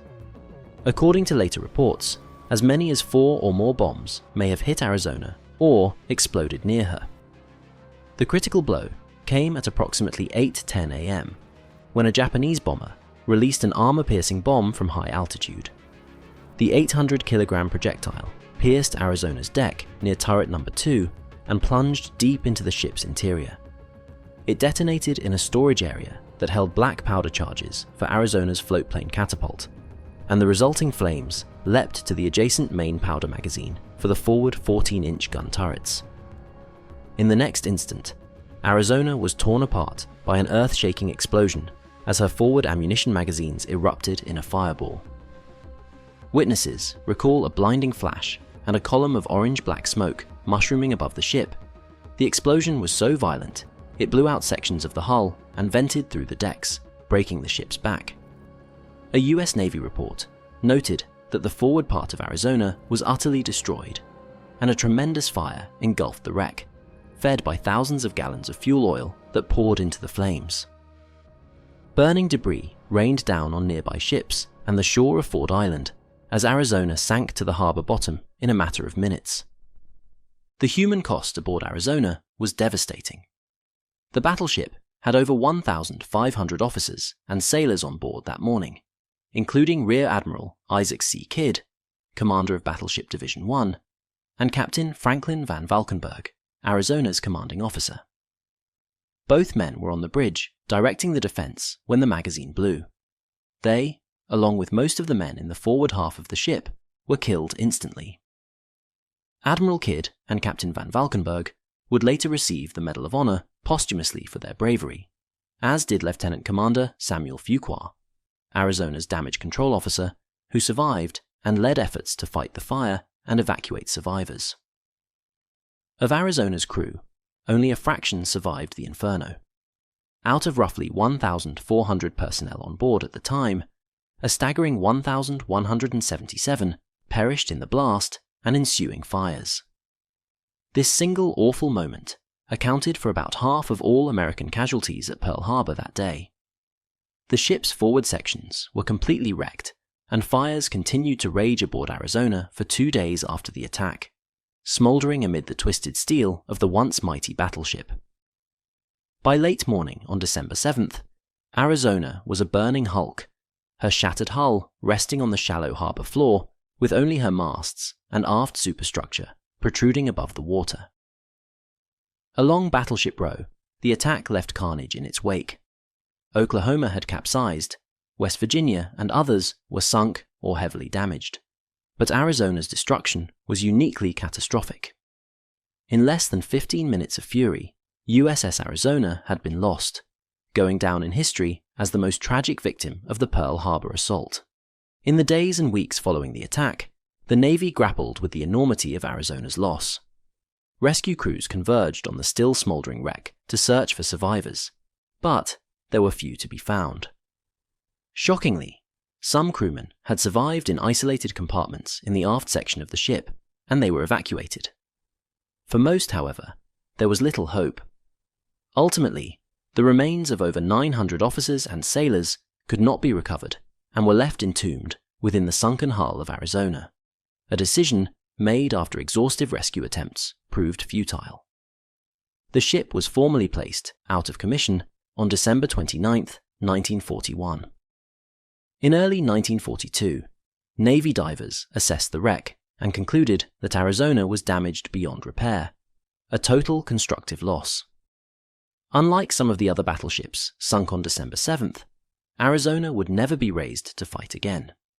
Instead, salvage teams focused on recovering armaments and equipment that could be reused. Over the next year, workers cleared away rubble and removed the ship's main armament. Arizona's 2 aft 14-inch gun turrets and their giant guns were lifted from the wreck and sent to Oahu's shore batteries as coastal defense artillery, bolstering Hawaii's defenses against a possible Japanese invasion. Portions of the superstructure and upper deck that remained above water were also cut away, and any scrap metal that could be reclaimed for the war effort was hauled off. By mid-1942, all that remained of USS Arizona was her partially submerged lower hull, quietly rusting in the shallow harbor. The destruction of USS Arizona had far-reaching impact beyond the loss of a ship. News of Arizona's fiery end, with the enormous loss of life, stunned the American public as details of the Pearl Harbor attack emerged. The ship's tragic fate became a rallying cry. On December 8, 1941, the United States declared war on Japan, propelled by a wave of outrage and unity that Pearl Harbor had provoked. The image of Arizona exploding and sinking, taking 1,177 servicemen with her, seared itself into the nation's memory. Strategically, the loss of Arizona and 3 other battleships at Pearl Harbor initially seemed a grave setback for the US Pacific Fleet. However, the fleet's aircraft carriers, which would become the focal point of the war, were not in port and survived unscathed. In the months after, the Navy rebounded quickly, refloating and repairing many damaged vessels. But Arizona never returned to the fight. She earned 1 battle star for her service in World War II, a posthumous honor for participation in the Pearl Harbor action. In time, as the war progressed, new powerful warships joined the fleet and avenged Pearl Harbor across the Pacific. Yet Arizona's loss continued to resonate. By war's end in 1945, the sunken battleship had already become an icon of American resolve. The story of USS Arizona, from her proud beginnings in 1916 to her cataclysmic end in 1941, stands as a solemn chapter in naval history, symbolizing the heavy price the United States paid on the first day of the Pacific War. The sinking of Arizona during the attack on Pearl Harbor remains one of the most poignant and defining moments of World War II, its legacy forever tied to the opening salvo of America's fight in the conflict.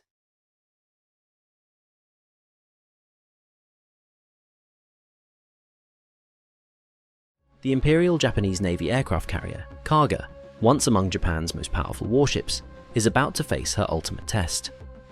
Dawn has seen Kaga's air crews launch a fierce strike against Midway, but now, hours later, the tide of battle is turning. Alert sirens wail across the carrier's decks as enemy aircraft swarm down from the skies. Within minutes, this proud carrier will be fighting for her life. Explore Kaga's transformation, wartime role, and final hours at Midway in one of the most pivotal naval clashes of World War II. Laid down in 1921 as a 39,900-ton Tosa-class battleship, the 1922 Washington Naval Treaty halted new battleship construction, and when the partially built battlecruiser Amagi was wrecked by an earthquake in 1923, Japan chose Kaga's sturdy hull as a replacement to convert into an aircraft carrier. Work proceeded slowly. Kaga was not fully commissioned until 1928, but she emerged as one of the IJN's first large fleet carriers. Uniquely, her original design featured 3 stacked flight decks, an experimental layout shared only with her sister, Kagi. The main flight deck spanned most of the ship's length, while 2 shorter decks stepped down forward, intended to allow simultaneous takeoffs and landings. In theory, it maximized launch capacity, but as aircraft grew larger and heavier in the 1930s, the 2 lower decks proved too short to be practical and were eventually plated over during a major reconstruction. Between 1933 and 1935, Kaga underwent an extensive modernization to keep her competitive. Her flight deck was extended to about 815 feet, greater than the ship's overall length of 812 feet, and her hangars were expanded, increasing aircraft capacity from around 60 to 90 planes, 72 operational, 18 in reserve. A small island superstructure was added, after operating for years with no island at all, and her inefficient smoke ducts were replaced by a single large downturned funnel on the starboard side. Kaga's propulsion was completely upgraded. New boilers and turbines boosted her output from 91,000 to 127,000 shaft horsepower, nudging her top speed to about 28 knots, still slightly slower than Akagi, but a marked improvement. To compensate for added weight aloft, her hull was lengthened and fitted with additional torpedo bulges for stability. Kaga's gun armament reflected her origins. Initially, she carried 4 twin 8-inch guns in casemates for defense, though some were removed in the rebuild. By the late 1930s, she was equipped with a suite of 127mm 5-inch dual-purpose guns and multiple 25mm anti-aircraft guns to fend off aerial threats. Despite these upgrades, design weaknesses remained. Kaga's aviation fuel tanks were built into the ship's structure without extra protection. Any heavy shock or hit could crack them and leak gasoline. Her hangar decks were fully enclosed, which allowed dangerous fuel vapors to accumulate and made fire containment difficult, especially since Japanese carrier doctrine was to fuel and arm aircraft below decks whenever possible.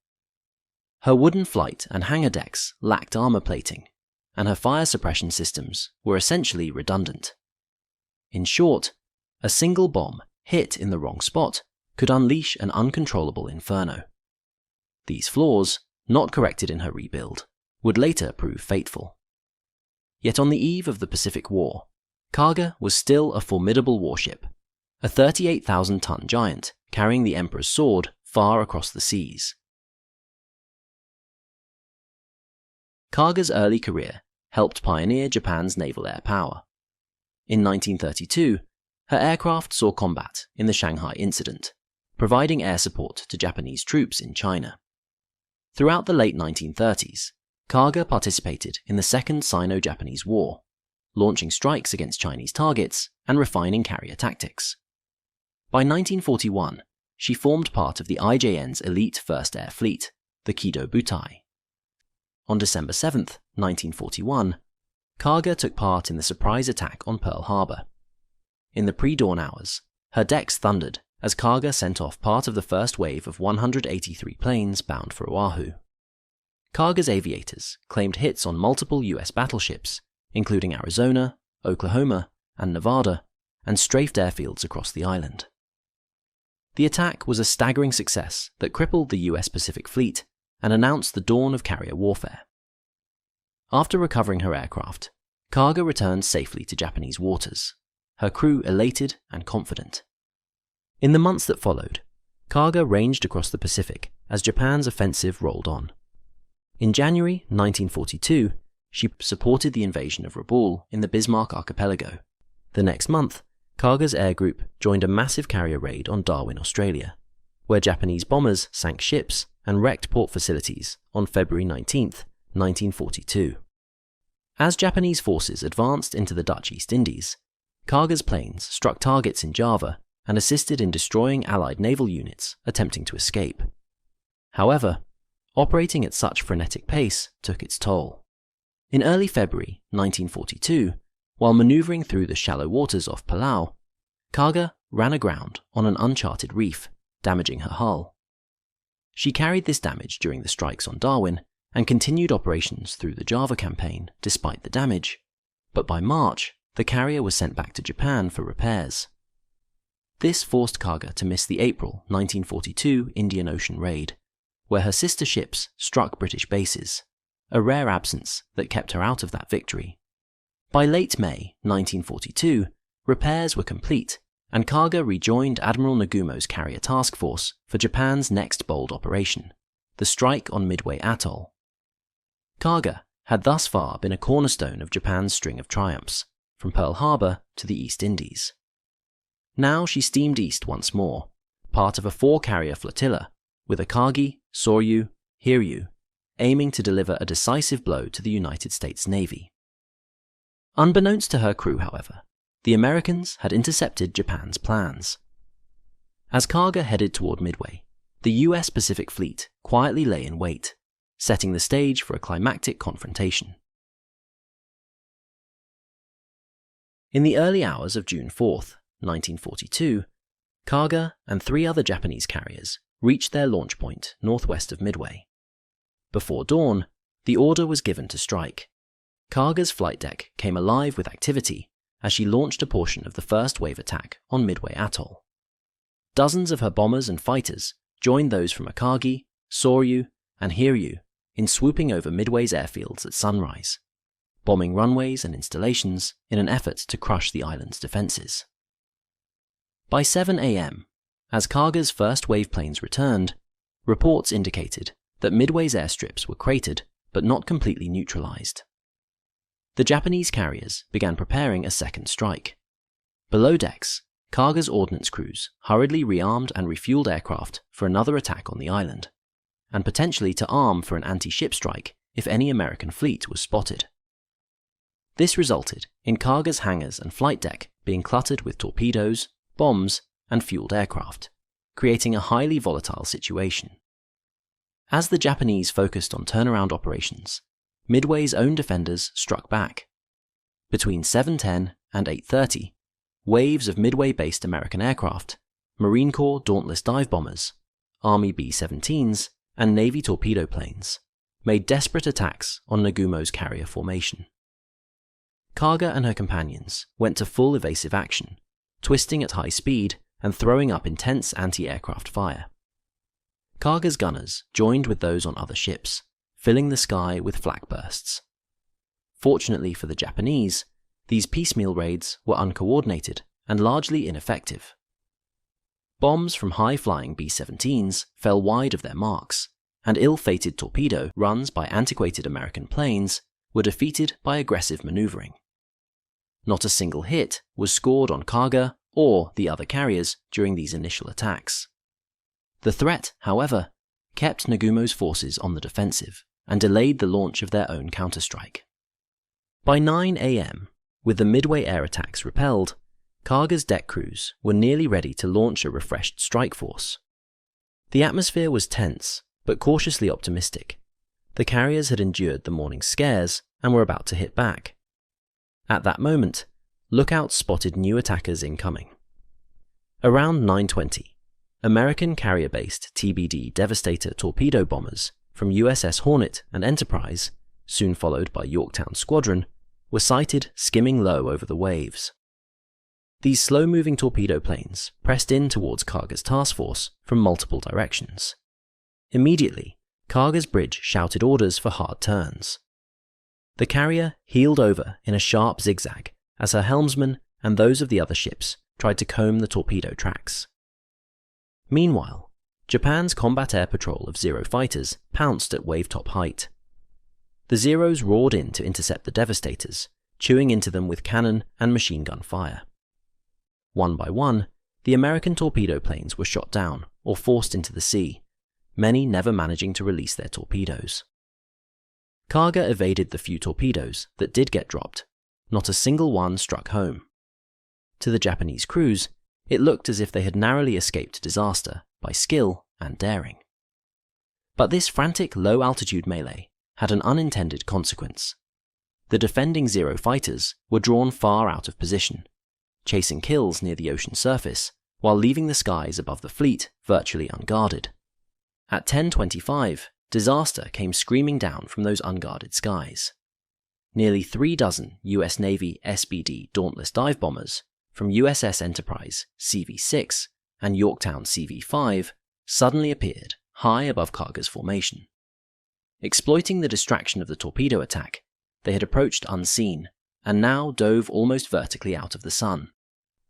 The carriers were still cranked hard over from evading torpedoes, leaving her steaming in a tight curve that made an ideal target. Pilots from Enterprise's air group zeroed in on the huge vessel below. A swarm of dive bombers hurtled earthward toward Kaga. Then, in an instant, the bombs were released. The first bomb whistled down, punching through the forward flight deck. It detonated deep in the hangar, among a host of fully fueled Zero fighters being readied for launch. The explosion was devastating. It ignited fuel and munitions in a chain reaction that blew out sections of the hangar. A ferocious blast of fire and pressure raced through the bowels of the ship. Almost simultaneously, more bombs struck home. Another dive bomber planted a bomb directly into Kaga's midsection. It hit near the base of the ship's island superstructure and exploded with cataclysmic force. This blast ripped through the upper decks, killing Kaga's senior officers and staff gathered in the island and nearby command spaces. Other bombs followed in rapid succession. Eyewitness accounts suggest that Kaga absorbed at least 4 to 5 direct hits in minutes. One by one, these heavy bombs punched through her wooden flight deck and burst inside her hangars, which were crammed with bombs, torpedoes, and fuel. Each detonation triggered secondary explosions as ordnance blew apart and gasoline flashed into fireballs. Sailors later recalled that the ship ceased to exist as an organized entity almost immediately. She was transformed into a blazing wreck. Enormous blasts racked the carrier as fires touched off ammunition stores. Fragments of the ship and aircraft debris rained into the sea around her. The once proud carrier was now an inferno. Aboard Kaga, damage control teams fought to contain the conflagration, but it was hopeless. The fires had free rein in the enclosed hangars, and firefighting systems had been wrecked by the blasts. In the first moments after the hits, hundreds of Kaga's crew, especially mechanics and aviators on the hangar decks, were killed outright or incapacitated by the blasts and toxic smoke. Many others were trapped below as raging fires and heat made sections of the ship impassable. With communications lost and flames spreading unchecked, Kaga's captain, Jisaku Okada, realized the ship could not be saved. He ordered the crew to begin abandoning ship. Destroyers of the escort closed in to assist and pick up survivors from the water. For several hours, Kaga remained aflame and drifting, a charnel ship stubbornly refusing to sink. The crew's evacuation continued in the afternoon, with destroyers rescuing whom they could. By late day, Kaga was a burning hulk, her interior gutted and her steel decks glowing red hot from the intense heat. Finally, as evening fell on June 4th, the Imperial Japanese Navy made the grim decision to scuttle her. Around 7:25 p.m., the destroyer Hagekaze closed to point-blank range and fired 2 torpedoes into Kaga's hull. In a muffled roar and rush of bubbles, the torpedoes struck home. The massive carrier began to sink, stern first. Water swamped her aft hangar and flight deck, and within minutes, Kaga slid beneath the waves, disappearing into the deep. Hundreds of her sailors went down with the ship. Of Kaga's complement of 1,340 crew, over 811 perished. The destruction of Kaga at Midway was part of a disaster from which the Imperial Japanese Navy would never recover. In the span of a single day, Japan lost 4 frontline carriers, which together had formed the core of its offensive striking power. Along with the ships went over 3,000 Japanese personnel, including a large portion of the elite aviators and flight deck crews that had spearheaded the Pacific offensive. These losses were catastrophic. Kaga and her sister ships had been the vanguard of Japan's naval air arm, crucial to the victories of 1941 to 42. Now they were gone, taking with them Japan's hopes of regaining the initiative. Strategically, Midway proved to be the turning point of the Pacific War. The Japanese Navy, so dominant in the early months of the war, was crippled by the Midway carrier losses. Japan's capacity to project fast, carrier-based power was sharply reduced, and perhaps more critically, it lacked the industrial base and reserves of trained aircrew to quickly replace what had been lost. In the aftermath, Japan had to cancel or delay major operations and shift to a defensive stance.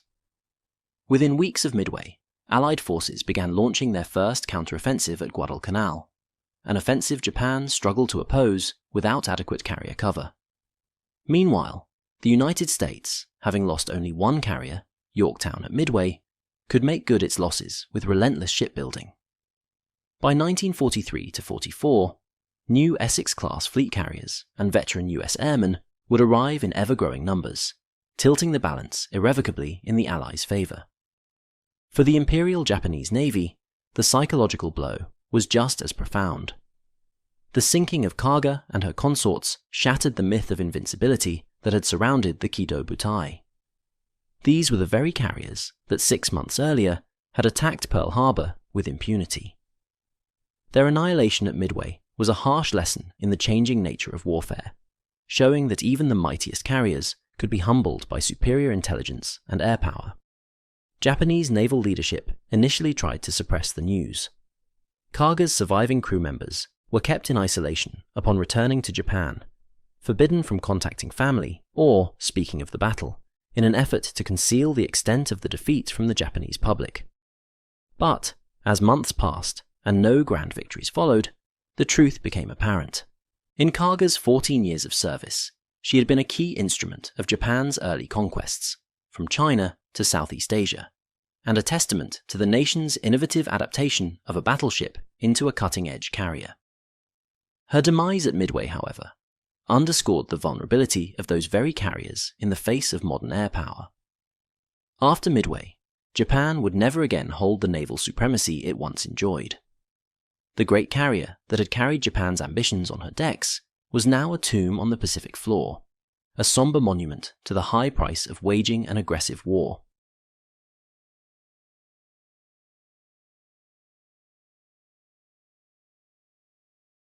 The first light of dawn crept over a calm Atlantic on August 24, 1943.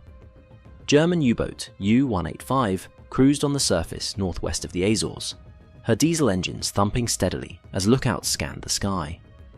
After weeks at sea, the crew was exhausted and on edge, yet nothing seemed amiss on this calm summer morning.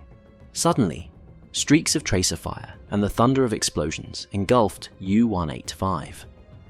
Mortally wounded, the once feared U-boat slid beneath the waves within minutes, leaving her crew fighting desperately for survival. Explore the design, service, and the dramatic final patrol. U-185 was a long-range Type 9C U-boat, a formidable predator built to stalk Allied shipping relentlessly. Laid down at the A.G. Weser shipyard in Bremen in mid-1941 and commissioned in June 1942, she measured 252 feet, displacing about 1,125 tons at full load. Her twin diesel engines churned out 4,400 shaft horsepower, giving her a top speed of 18 knots on the surface and about 7 knots submerged. Designed for endurance, U-185 could roam far, over 13,000 nautical miles on a single fueling, allowing her to prowl distant waters. The U-boat's armament made her a serious threat to any ship she encountered. 6 torpedo tubes, 4 in the bow and 2 astern, lay ready with a total of 22 torpedoes, each a deadly 21-inch torpedo capable of breaking a merchant ship's back with one hit. On deck, U-185 sported a 4.1-inch deck gun, useful for finishing off crippled ships or engaging smaller vessels on the surface. As Allied air patrols grew more dangerous, she was also fitted with anti-aircraft weapons, including one 1.5-inch anti-air gun and one twin 20mm flak gun on an elevated Wintergarten platform aft of the conning tower. With a crew of about 50 officers and men tightly packed in her steel hull, U-185 was a self-contained war machine, albeit one that offered its crew only cramped quarters and constant peril. Yet in 1942, morale was high. U-185 and her sisters represented Germany's best hope to choke off Allied supply lines across the ocean. Under the command of Kapitänleutnant August Maus, U-185 embarked on her maiden war patrol in the fall of 1942. Slipping out of Kiel on October 27, 1942, she ventured into the Atlantic on a 67-day sortie. The patrol took her far from home waters, down to the vicinity of the Azores. In early December, U-185 scored her first kill, the lone British freighter Peter Maersk. A fanfare of torpedoes and a burst of the deck gun sent the 5,500-ton cargo ship to the bottom, marking a grim Christmas for its crew and a victorious New Year's arrival for U-185. By January 1, 1943, the U-boat crept into the occupied French base at Lorient, her grey hull scarred by Atlantic storms, but her confidence bolstered by success. For her second patrol, U-185 pushed even further afield. Departing Lorient in February 1943, Maus took his boat across the Atlantic to the warm waters of the Caribbean and the Gulf of Mexico, regions that had become hunting grounds for Germany's U-boat fleet. In March, while prowling the Windward Passage in the Caribbean, U-185 intercepted a small convoy at night and torpedoed 2 Allied tankers. Both ships erupted in flames and sank, adding over 13,000 tons of shipping to her tally. Weeks later, in April, the U-boat ambushed another convoy near Cuba, sending a large Liberty ship to the bottom as well. By early May 1943, after 85 days at sea, she slipped back into port in Bordeaux, France. The crew was weary, but proud. Their U-boat had become an accomplished predator with several victories to its name. As U-185 prepared for her third war patrol in June 1943, the Battle of the Atlantic had entered a dire phase for the U-boats. The prior month saw the U-boat fleet suffer its worst losses of the war, known commonly as Black May. Departing Bordeaux and through the Bay of Biscay, U-185 soon tasted these worsening fortunes. On June 14th, a British Whitley bomber surprised her on the surface. In the chaos of bomb blasts and strafing, a nearby U-boat, U-564, was fatally struck and lost. U-185, however, fought back ferociously. Her gunners peppered the attacker with flak, damaging the aircraft so badly that it crash-landed into the sea. The U-boat escaped with only minor wounds, its crew shaken but emboldened. Continuing onward, Maus took U-185 into the South Atlantic in mid-1943, patrolling the waters off the coast of Brazil, where Allied shipping lanes offered rich targets. On July 7, 1943, U-185 encountered convoy BT-18 off Brazil and pounced with lethal effect. In a single day, the Wolf struck down 3 large Allied cargo vessels, including 2 Liberty ships and a tanker, and left a 4th badly damaged.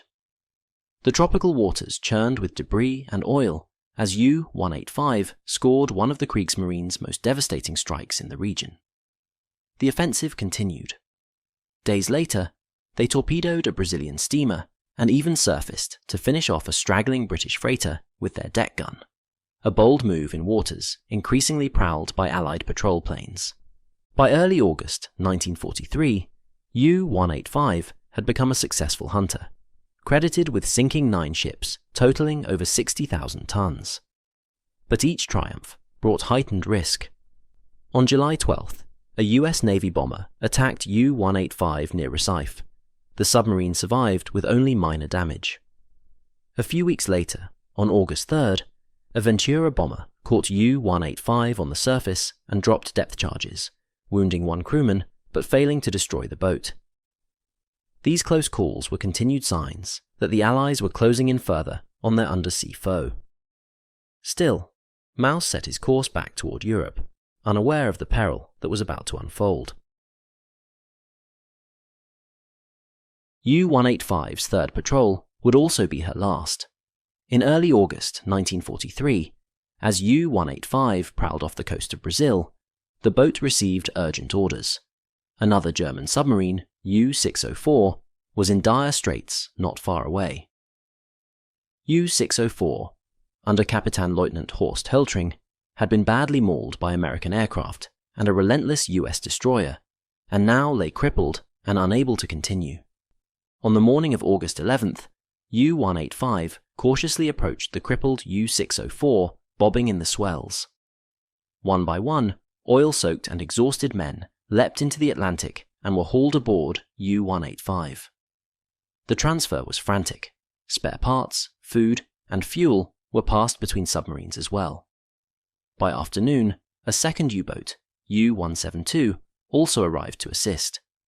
But 3 submarines lingering together on the surface made a tempting target. Allied radio direction finders had sniffed out their meeting point, and soon the buzz of incoming aircraft sent the U-boats scrambling.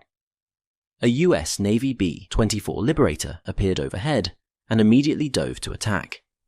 U-172 crash-dived to safety, and U-604 lay helpless and half-abandoned. U-185's anti-aircraft gunners, however, stood their ground and opened fire with everything they had. As the Liberator lined up for a third bombing run, U-185's flak riddled the plane. In a moment of grim victory, the big bomber went down in flames, crashing into the sea and killing its crew. It was a rare achievement for a U-boat, shooting down a 4-engine patrol bomber, and it saved U-185 from destruction that day. In the aftermath, U-604 was scuttled by her crew to prevent capture, slipping beneath the waves. Captain Maus now faced an arduous journey. U-185 was massively overcrowded, with close to 100 souls crammed into a submarine built for just 50. The air was foul, provisions were stretched thin, and tensions ran high in confines of the U-boat. Still, Maus resolved to get his men home. For 5 days, U-185 ploughed northward through the mid-Atlantic. On August 16th, a rendezvous with U-172 finally brought some relief. In a brief transfer on the open sea, Maus offloaded 23 of the rescued men to U-172, which then headed back toward base. Those transferred would prove to be the fortunate ones.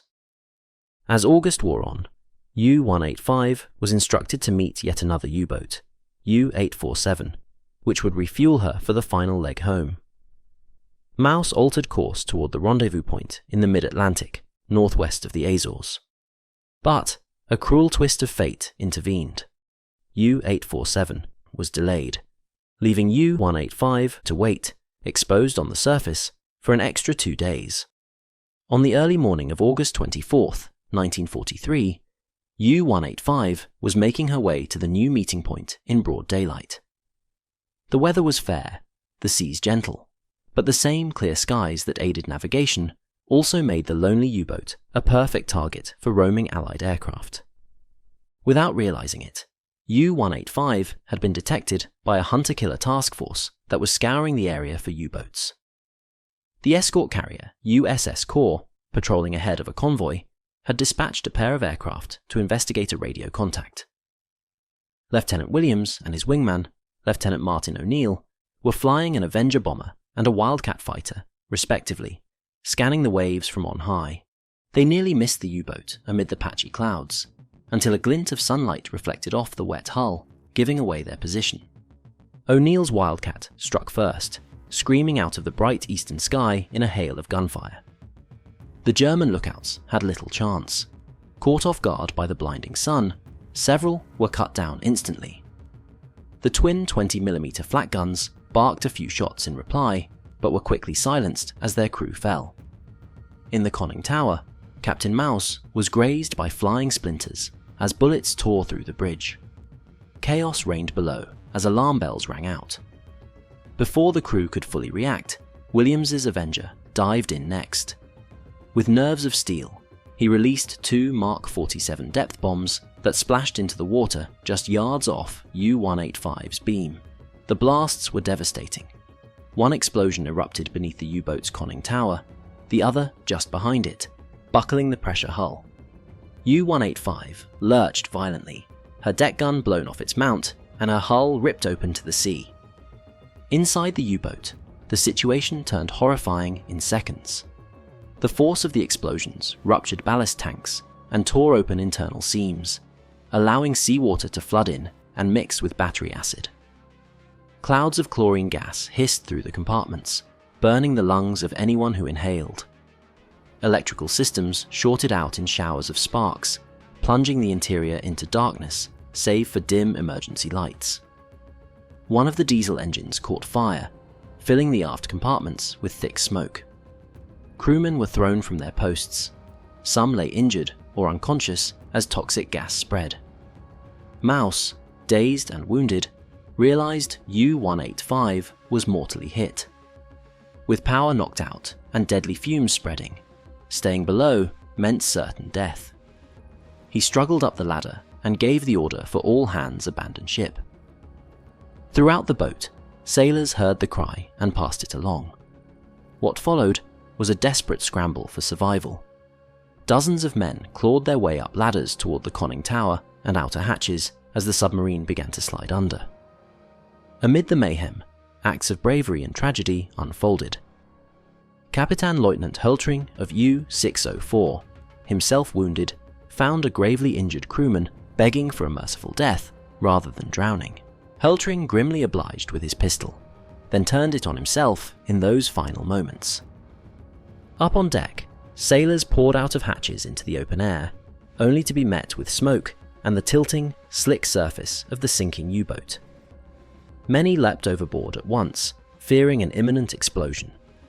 Others paused to grab life jackets or help comrades. Captain Mouse stayed until the last possible moment, urging his men to go before he finally hurled himself into the ocean. As U-185's bow reared up, he leaped clear. The U-boat rose nearly vertical, steel groaning as it slipped under. In those final minutes, the U-boat became a steel tomb for dozens of men trapped inside or tangled in the wreckage, including most of the unfortunate U-604 survivors who had escaped one doom only to meet another. In the aftermath of U-185's destruction, German sailors bobbed in the open ocean, clinging to debris or huddling in half-inflated rafts. The USS Barker, an American destroyer, arrived later that day to pluck many of the men from the water. Many had been adrift for hours, coated in oil and suffering from burns, shrapnel wounds, or lungfuls of chlorine gas. Out of an estimated 75 to 80 men who had been on board, only 36 were rescued alive. Kapitan Lieutenant August Mouse among them. In addition to 25 of U-185's own crew, only a handful of the U-604 men survived the ordeal, fewer than 10. The rest had drowned or succumbed to their injuries. For the survivors, the war was over. They were taken as prisoners and spent the remainder of World War II in American POW camps. August Mouse received Germany's prestigious Knight's Cross in September 1943 for his successful patrols. Most would not see Germany again until 1946, long after the guns had fallen silent. The sinking of U-185 was one more hard-won victory in the Atlantic campaign. Lieutenant Williams, the Avenger pilot, earned a second Navy Cross for his actions that day. The success of USS Corps' hunter-killer group in late August 1943 underscored the shifting tide of the war at sea.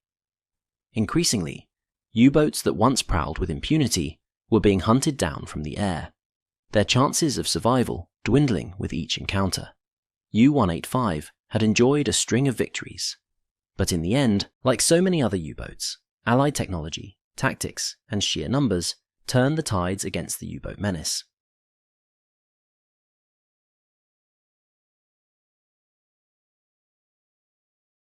September 9th, 1943. The war in the Mediterranean had taken a shocking turn. On this day, the Italian battleship Roma, pride of the Regia Marina, led a formation of warships on what was supposed to be a routine sortie. Within hours, however, Roma would become the first battleship in history sunk by a precision-guided bomb. In a matter of minutes, a revolutionary new weapon turned the Italian flagship into a burning, broken wreck. Explore how Roma was built and what she represented, the complex events leading to her final voyage, the harrowing details of the German Fritz X bomb attack, and the legacy that followed. Roma was conceived during a naval arms race in the 1930s, as Italy sought to assert power in the Mediterranean. Italian dictator Benito Mussolini had initially hesitated to invest in new battleships, but by 1934, he authorized the Littorio-class battleships to counter potential threats from France and Britain. Roma was the third of this Littorio class, following her sister ships Littorio and Vittorio Veneto. Her keel was laid down on September 18, 1938, and she was launched on June 9, 1940. After fitting out, Roma was officially commissioned on June 14, 1942. As a Littorio-class battleship, Roma was among the most modern warships of her day. She stretched about 789 feet and at full load displaced roughly 45,000 tons. Powered by 4 steam turbines delivering 128,000 shaft horsepower, she could surge to 30 knots despite her massive size. Her main battery featured 9 381mm 15-inch guns mounted in 3 triple turrets, 2 forward and 1 aft. Roma's secondary armament, 12 152mm guns, and smaller 90mm and 37mm anti-aircraft guns, among other weapons. The ship was protected by belt armor up to 350mm and reinforced decks.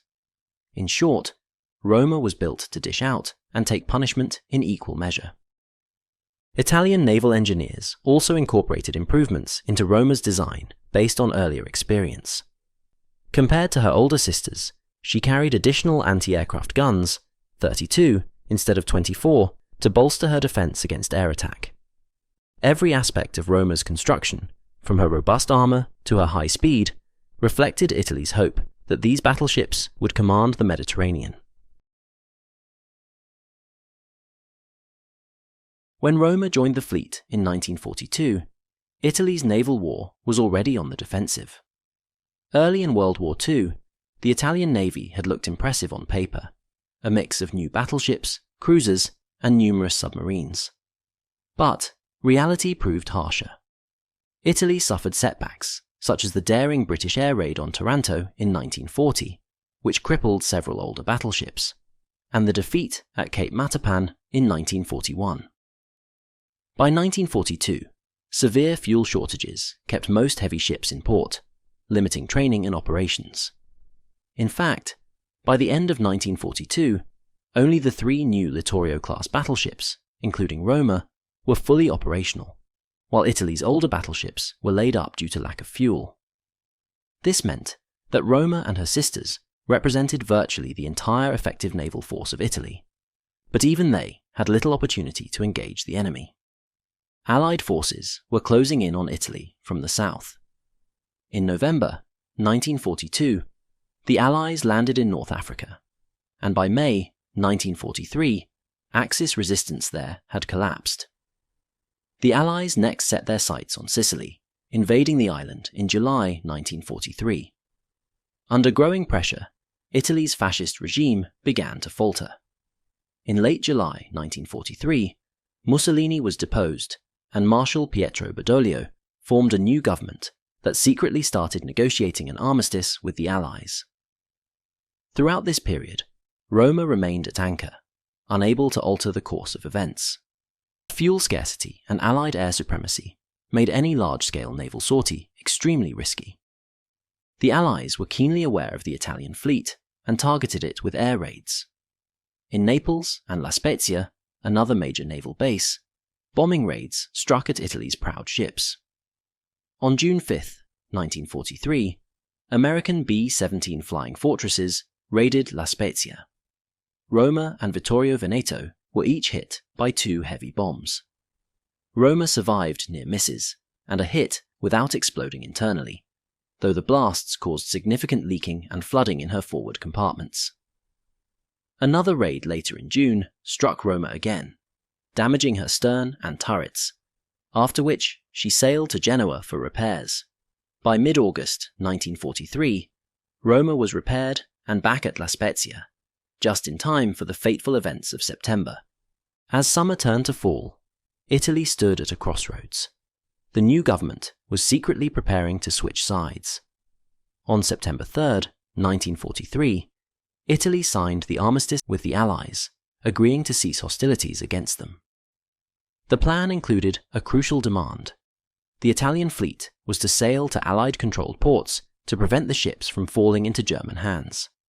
However, this surrender was announced to the world only on September 8, 1943, catching many off guard, including much of the Italian Navy. The announcement threw Italy's military into chaos. German forces, feeling betrayed, immediately launched Operation AXA, rushing to occupy Italy and neutralize its military assets. The Italian fleet suddenly faced a dangerous dilemma: obey the order to sail to Allied ports, risking German attack and unsure of Allied intentions, or remain and possibly be seized or destroyed by the Germans. This was the tense backdrop as Admiral Carlo Bergamini, commander of the main battle fleet, prepared to make a historic decision.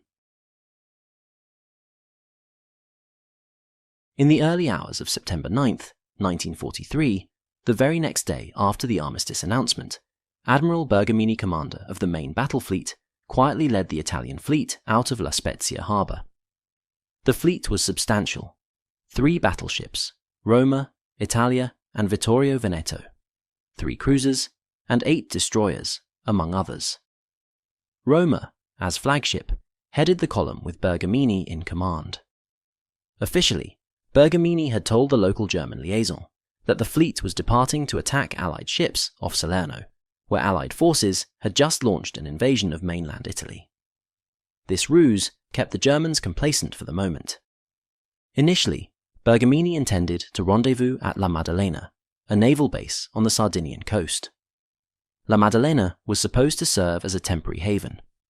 The fleet set course for Sardinia accordingly. As Roma and her accompanying ships steamed west, they were joined en route by additional cruisers from Genoa that augmented their formation. For many of Roma's crew, this was actually the first time they sailed into open sea expecting possible combat. A mix of anxiety and hope filled the air. The moral dilemma was acute. Until yesterday, their enemy was the Allies. Today, their former German ally was a potential threat. Most sailors were still unaware of the full scope of the armistice terms, and worried about what awaited them if they surrendered in an Allied port. By midday on September 9th, the Italian fleet approached Sardinian waters. However, events on land forced a sudden change of plans. Not long before the fleet's expected arrival, word came through that German forces had occupied La Maddalena ahead of them. The planned stop was now impossible. Admiral Bergamini reacted swiftly. At about 1:40 p.m., upon learning of La Maddalena's fall, he ordered the entire fleet to reverse course and head for the open sea and onward to Allied-controlled areas.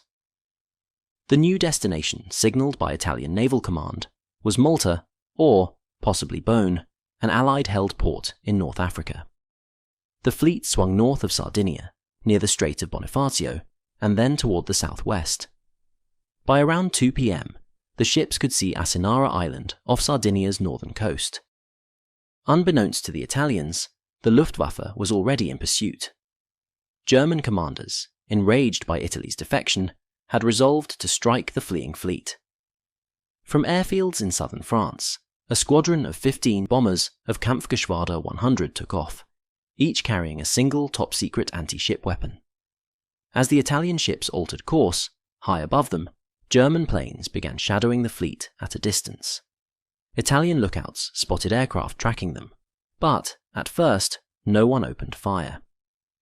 The reason was a tragic misunderstanding. The planes were so high and kept their distance, leading Admiral Bergamini to assume they might be Allied aircraft, providing cover as promised by the Allies.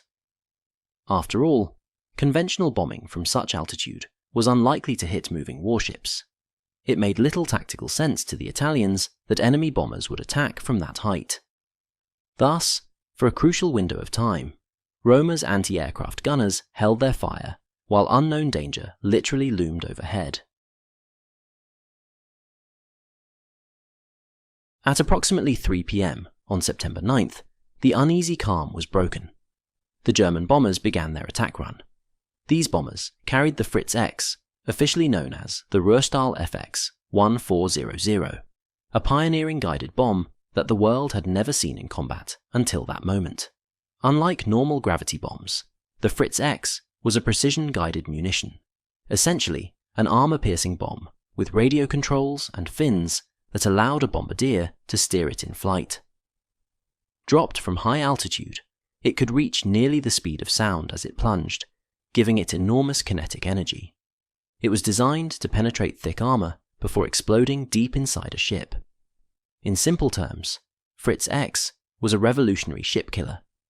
Each bomber had a bombardier who, upon release of the weapon, would track a burning flare on the bomb's tail and guide it via a joystick-like controller, correcting its course all the way to impact. The Italians, like all navies then, had no experience with such a threat. They were looking for traditional level bombing or torpedo attacks, not radio-controlled dive bombs from extreme altitude. Around 3:30, sirens blared on the Italian ships as the realization dawned that those high-flying planes were hostile. The sky sparkled with anti-aircraft bursts as Roma and her consorts belatedly opened fire, but it was largely futile. The Germans were well out of effective anti-aircraft range. Shortly after, the first Fritz X bombs began to fall.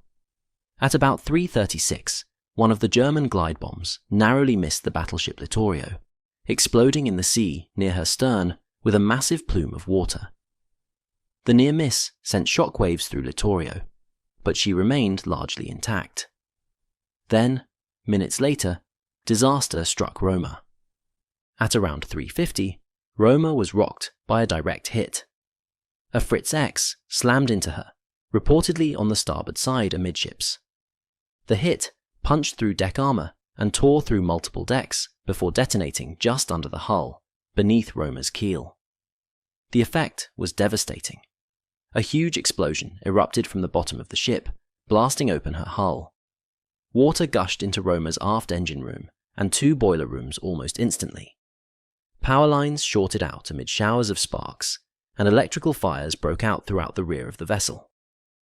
The battleship's propellers fell silent as power failed, and Roma, now crippled, began to fall behind the rest of the formation. Black smoke billowed from Roma's stern as crewmen fought the fires and struggled to understand what had hit them. Many sailors had been killed or injured in the aft sections, and damage control teams raced to keep the ship afloat. But the respite was brief. Just after 4 p.m., a second Fritz X found its mark on Roma, this time with fatal effect. The bomb struck further forward on the starboard side near one of the forward engine rooms. It penetrated deep and detonated amidships, likely in or adjacent to the forward engine machinery spaces. The blast ignited roaring fires and caused heavy flooding in the magazines of Roma's second main turret and a nearby secondary gun magazine. At 4:02, Roma was torn apart by a colossal internal explosion. The magazine of turret number 2 erupted in a fireball, blowing the 150-ton turret clean off the ship. Eyewitnesses later recalled seeing the huge gun turret lifted into the air and thrown overboard. The blast obliterated the forward superstructure of the ship.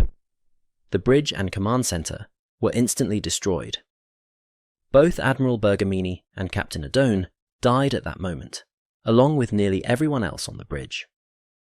Crew not killed by the blasts were now struggling in a hellish environment: smoke, flame, twisted metal, and collapsing decks. Many of the survivors from the initial hit were grievously burned or injured in this second strike. Within minutes of the second hit, it was clear Roma was mortally wounded. The great battleship lingered for a short while, her bow dipping deeper into the Tyrrhenian Sea and a heavy starboard list developing. At around 4:12, as tons of seawater rushed into her breached hull, Roma capsized to starboard, breaking in two amid the continued explosions and flooding. By 4:15, less than 45 minutes after the first bomb struck, Roma slipped beneath the waves and was gone. The human cost was staggering. Of Roma's crew and additional personnel, numbering around 1,850 to 2,000 men, only a few hundred survived. The official inquiry after the sinking reported 596 survivors and 1,253 men lost. However, later research pointed out that about 2,021 people were actually on board, including extra staff officers such as Admiral Bergamini's staff, meaning roughly 1,393 perished. Survivors of Roma found themselves in oil-slicked, debris-strewn waters, many struggling with burns or other injuries. Amid the horror, the remaining Italian ships initially had to keep moving, fearing further air attacks, but soon rescue efforts began. Italian destroyers and accompanying vessels cautiously returned to the scene once it was clear the Luftwaffe had withdrawn. They plucked what survivors they could from the water. With Italy now effectively out of the war and the fleet in transit to surrender, the Italian ships sought safe haven for the wounded. They sailed to the nearest neutral territory, Spain. The rescued crew of Roma were transported to Porto Mahon on the Spanish island of Minorca, where they were interned for the remainder of the war. Neutral Spain thus became an unlikely refuge for the men who endured Roma's final moments. Meanwhile, the rest of the Italian fleet, now under the command of the senior surviving officer, Admiral Romeo Oliva, continued toward Allied-controlled waters. The loss of the flagship and its admiral in such a horrific fashion was a tremendous shock, but the remaining ships had to carry out their orders. They eventually reached Malta, and some to North Africa, surrendering to the Allies as per the armistice conditions. News of Roma's destruction slowly reached Italy and the world. For the Italians, it was a bitter pill. Their proudest battleship, gone not in a glorious fleet action, but while trying to change sides and save itself from its former ally. German propaganda trumpeted the event as proof of their vengeance and the power of their new weapons. In the confusion of Italy's 1943 surrender, Roma's loss stood out as a symbol of the high price paid during those chaotic days. The sinking of Roma resonates as more than just a naval loss. It marked a turning point in naval warfare technology and a poignant chapter in Italy's World War II saga. First and foremost, Roma's demise at the hands of the Fritz X was the dawn of precision-guided munitions in naval combat. Never before had a battleship been defeated by a guided bomb.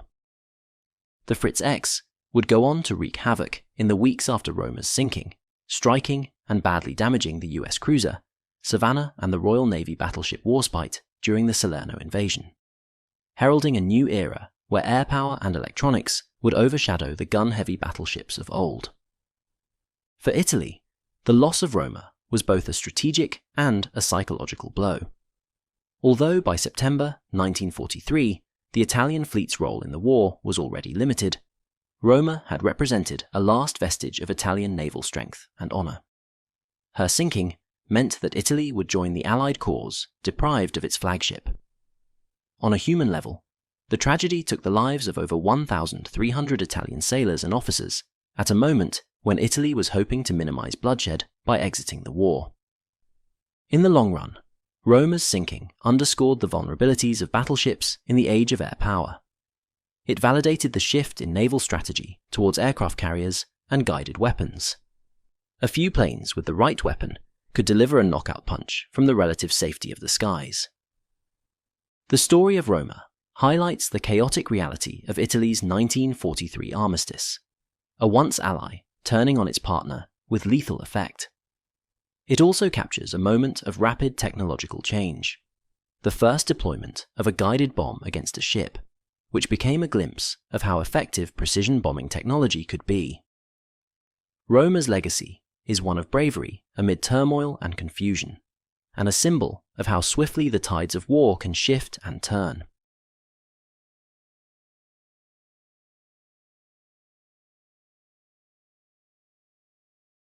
A formation of Imperial Japanese Navy carriers plows through calm waters, bristling with aircraft poised for battle. Aboard Shōkaku, flight deck crews scramble to refuel and rearm returning planes, unaware of the danger lurking below. Suddenly, the hull shudders. 3 torpedo impacts rip open Shōkaku's bow. Within moments, thick black smoke billows from the carrier's hangar deck as aviation fuel ignites into a raging inferno. Alarms echo through the ship, and sailors fight to contain the flames, but Shōkaku is mortally wounded. With one last thunderous roar from exploding fuel vapors, Shōkaku slips beneath the surface, taking over 1,200 of her crew with her. This is the story of Shōkaku, a vessel that embodied the peak of Japanese carrier design, from her triumphs at Pearl Harbor and Coral Sea to her final destruction in the Philippine Sea. Commissioned in August 1941, IJN Shōkaku represented a new generation of Japanese aircraft carriers built on the eve of World War II. Freed from earlier naval treaty limits, Japan had poured its latest technology and experience into Shōkaku's design. At about 844 feet long and displacing over 32,000 tons at full load, she was significantly larger and more robust than pre-war carriers.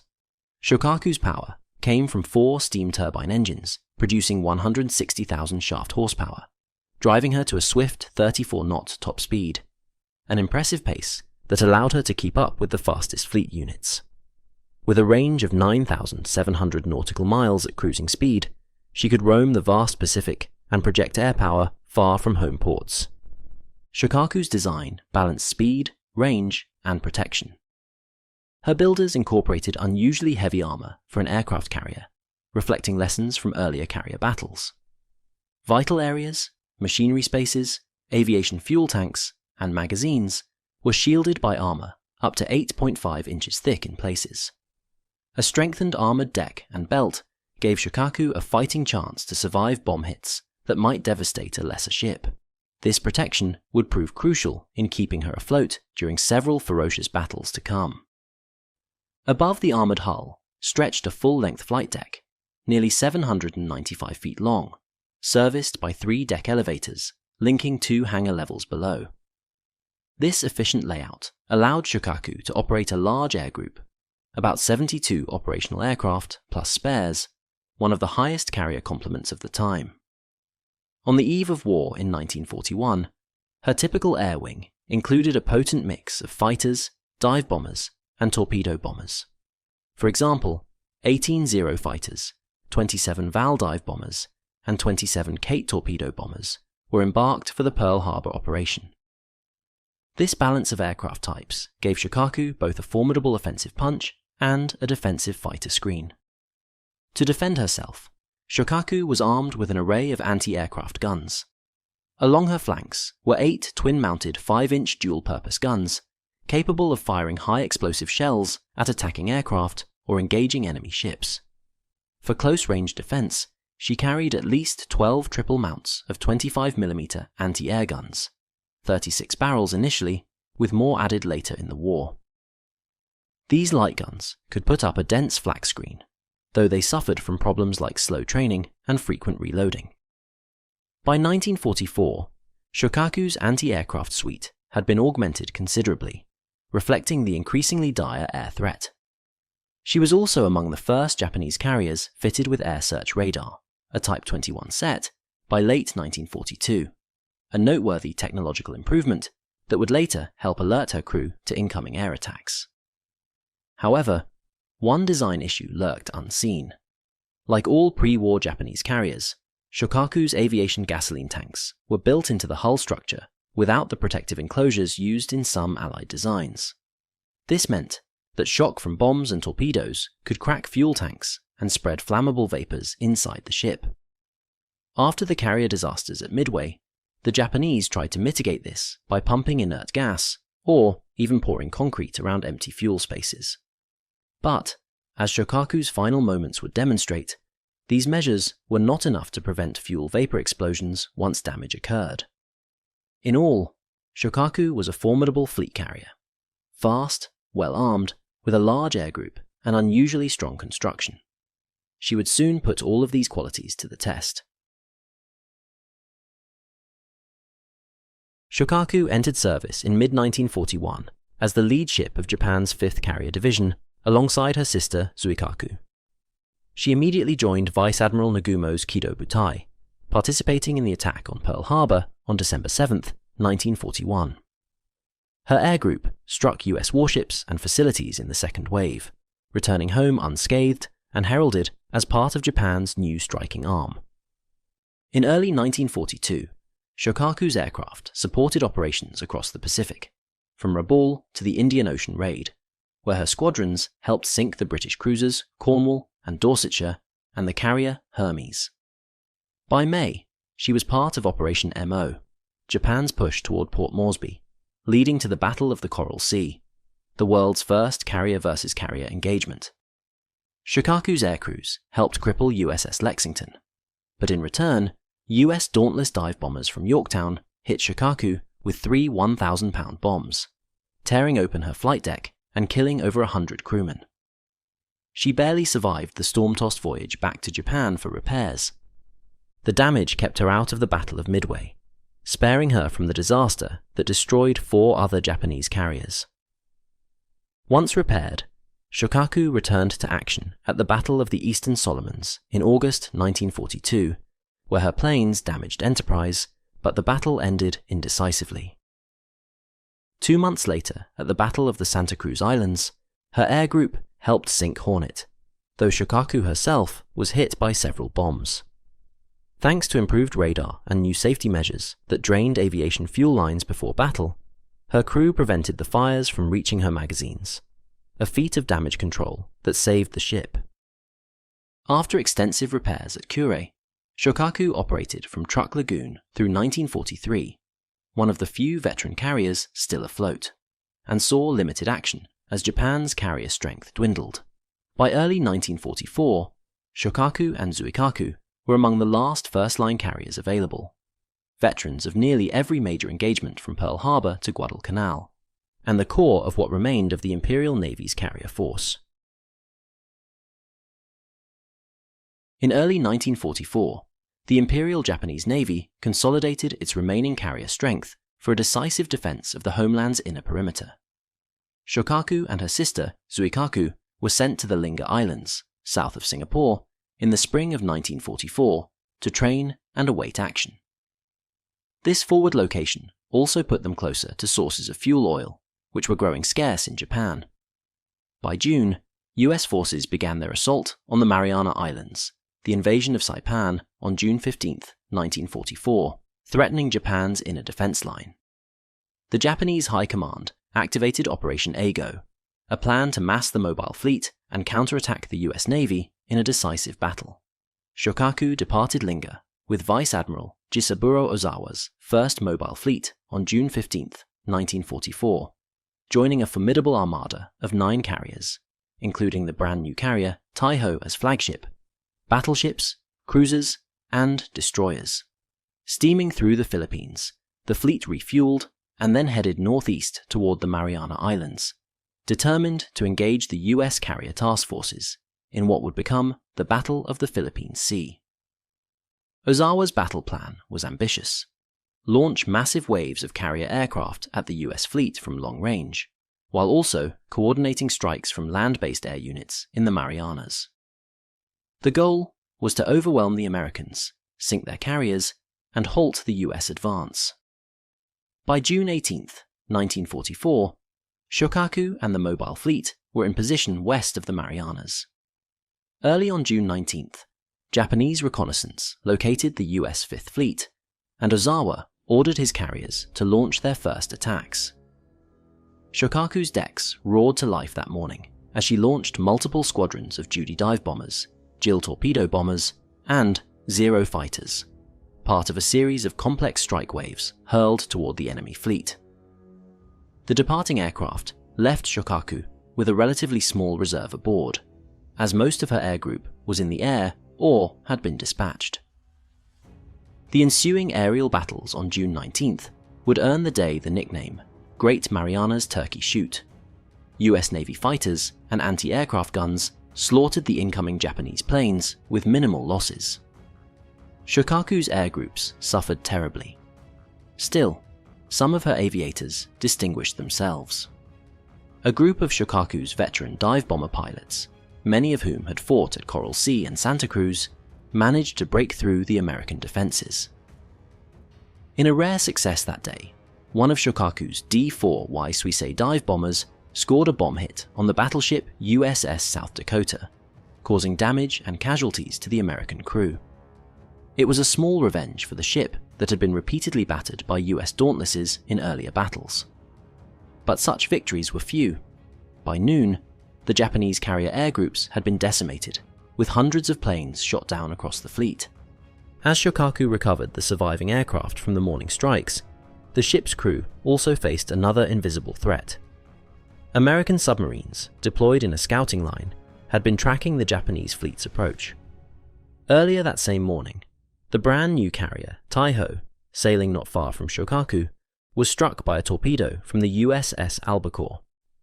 The damage to Taiho initially seemed contained, but gasoline vapors gathered and later ignited in a catastrophic explosion, sinking Japan's flagship around midday.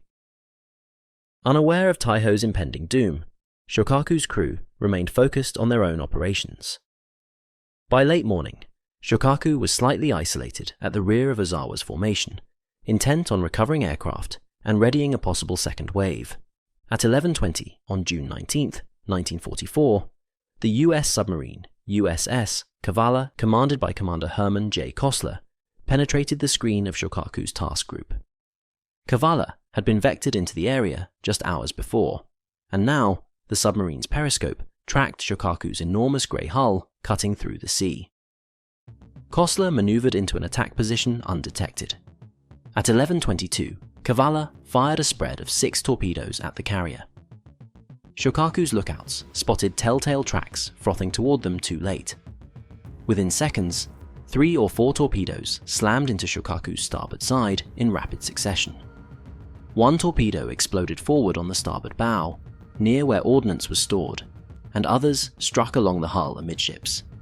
The blows were devastating. A tremendous geyser of water and debris rose alongside Shōkaku as the explosions tore open her compartments. Inside the carrier, the effect was immediate and calamitous. The forward hit caused heavy flooding in the bow, and Shōkaku began to settle by the bow almost at once. Other torpedoes ripped into the hangar and machinery spaces, knocking out generators and starting fires in the hangar deck. Worse still, Shōkaku was in the middle of refueling and rearming operations for her aircraft when the torpedoes struck. Fuel hoses had been rigged, and ammunition was exposed on the hangar deck as crews hurried to turn around the returning planes.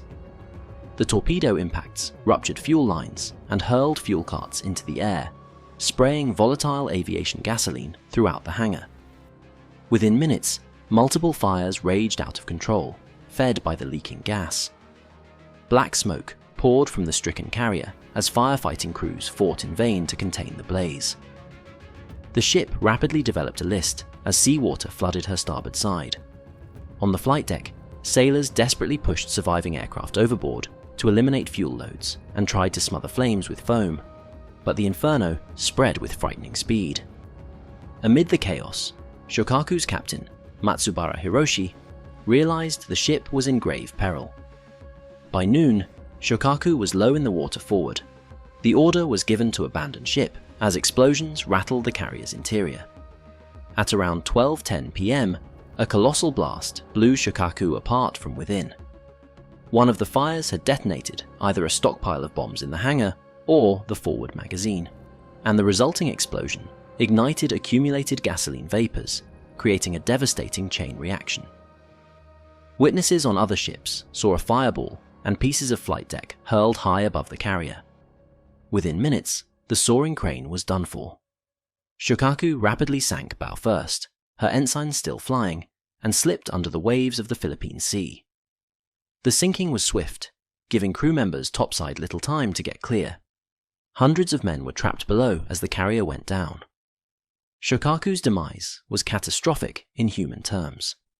Of a complement of around 1,660 plus air group personnel and officers, an estimated 1,272 men went down with the ship. This toll included hundreds of skilled aviators and deck crew, as well as 8 civilians, technicians and journalists attached to the fleet. Captain Matsubara was among those who managed to abandon ship at the last moments.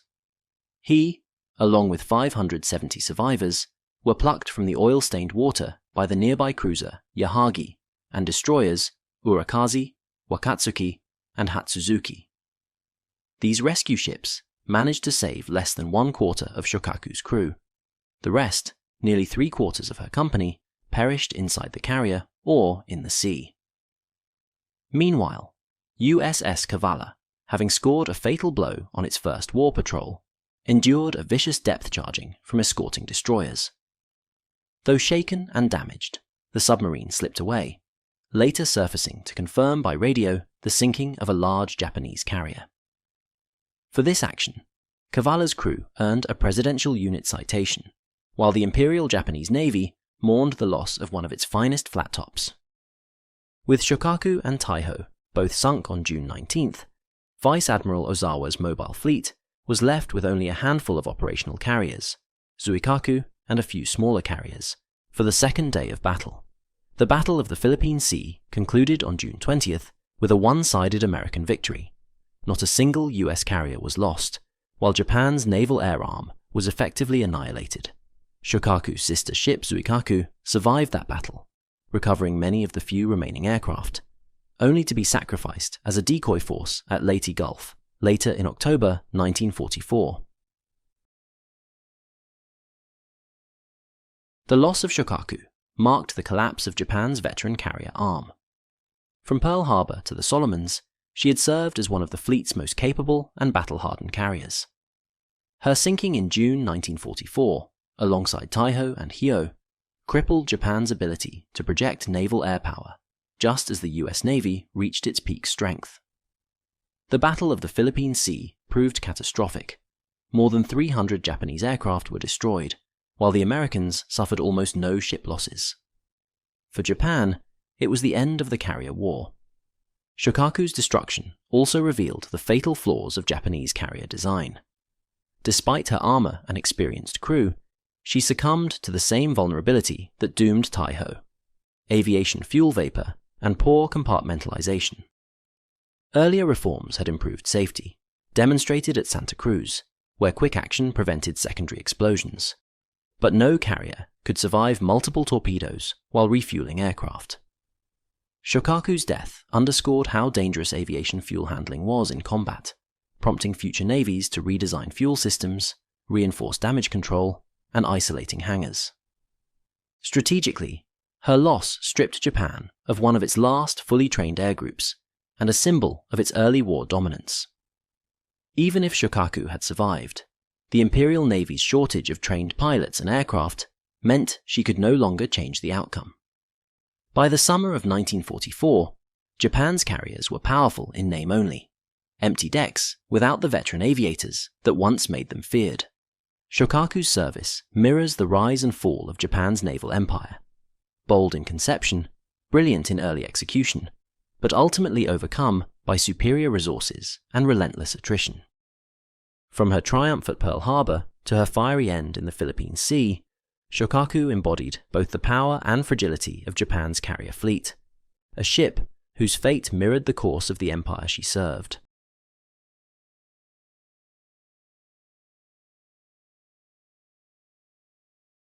In November 1944, A thunderous series of explosions rocked the frozen fjords of Norway. The German battleship Tirpitz, a 52,000-ton giant, was finally under attack by the full might of the Royal Air Force. This battleship had long been the scourge of Allied Arctic convoys and a lurking threat in the North Atlantic. After numerous failed attempts to destroy her, the Allies launched one final daring air raid to sink the Tirpitz once and for all. In a matter of minutes, the pride of Hitler's navy was crippled and capsized, ending a dramatic chapter of naval warfare. This is the Tirpitz wartime saga, from the fear she instilled, through the attacks she endured, to the fateful mission that sealed her fate. Built as the sister ship to the infamous Bismarck, Tirpitz was launched on April 1, 1939, at the Kriegsmarinewerft Wilhelmshaven shipyard.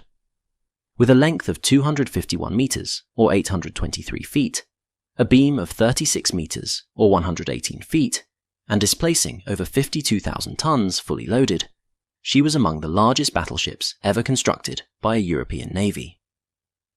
Tirpitz was powered by 3 massive geared steam turbine engines, fed by 12 high-pressure boilers, generating a total of 163,000 shaft horsepower. This immense power drove her 3 propellers, allowing the battleship to reach a top speed of over 30 knots, a remarkable pace for a ship of her immense size and weight. At cruising speed, she had an operational range exceeding 8,800 nautical miles, making her a global threat capable of striking Allied shipping lanes far from German waters. Her armour and armament were equally impressive. Tirpitz carried 8 massive 15-inch 380mm guns in 4 dual-gun turrets, designed to penetrate enemy battleship armour at extreme ranges. These main guns could hurl 800-kilogram shells nearly 22 miles with lethal accuracy. To fend off smaller vessels, Tirpitz bristled with 12 150mm secondary guns and 16 105mm anti-aircraft cannons, later bolstered by additional 37mm and 20mm anti-aircraft weapons as air threats intensified during the war. For defence, Tirpitz was clad in thick layers of Krupp steel armour, with her main armour belt measuring up to 320mm thick, complemented by reinforced armoured decks and bulkheads designed to withstand heavy shelling and aerial bombs. Despite this impressive armour and firepower, the very complexity of her design contributed to vulnerabilities. Her massive size made her a tempting target, and as the war progressed, it became increasingly clear that her greatest threat came not from rival battleships, but from relentless and innovative aerial attacks, something her designers had underestimated. With these specifications in mind, it's clear why the Allies devoted immense resources and risked numerous operations to neutralize Tirpitz, a warship whose sheer presence dictated strategic decisions and whose eventual destruction marked a turning point in naval warfare. In early 1942, Hitler moved Tirpitz to occupied Norway to dominate the Arctic seas. From hidden fjord anchorages, this heavily armed battleship could pounce on Allied convoys carrying crucial supplies to the Soviet Union, or even break out into the Atlantic shipping lanes. Her role was as much psychological as tactical. Simply by being in Norway, Tirpitz acted as a fleet in being, tying down Allied naval forces that had to remain on guard. The Royal Navy was compelled to keep multiple heavy ships, never fewer than 2 battleships and an aircraft carrier, plus escorts, on standby to counter a possible Tirpitz sortie. Winston Churchill considered Tirpitz the primary threat to Allied shipping and made her destruction a top priority. He famously remarked that neutralizing Tirpitz would alter the entire naval situation throughout the world, underscoring how this single warship cast a long shadow over the war at sea. Tirpitz's mere presence had deadly effects, even without engaging the enemy directly. In July 1942, Allied convoy PQ-17, bound for Russia, was ordered to scatter upon reports that Tirpitz might be approaching. The result was disastrous. Undefended merchant ships were picked off by U-boats and aircraft, and by the end of the ordeal, 12 ships were sunk. All this happened without Tirpitz ever being present, still at its moorings in Altenfjord. Such events cemented the battleship's fearsome reputation. The German Navy kept Tirpitz tucked away in fortified Norwegian fjords, where tall mountains, fog banks, and smoke screens made her a difficult target. She was nicknamed the Lonely Queen of the North, rarely venturing out, yet looming large in Allied plans.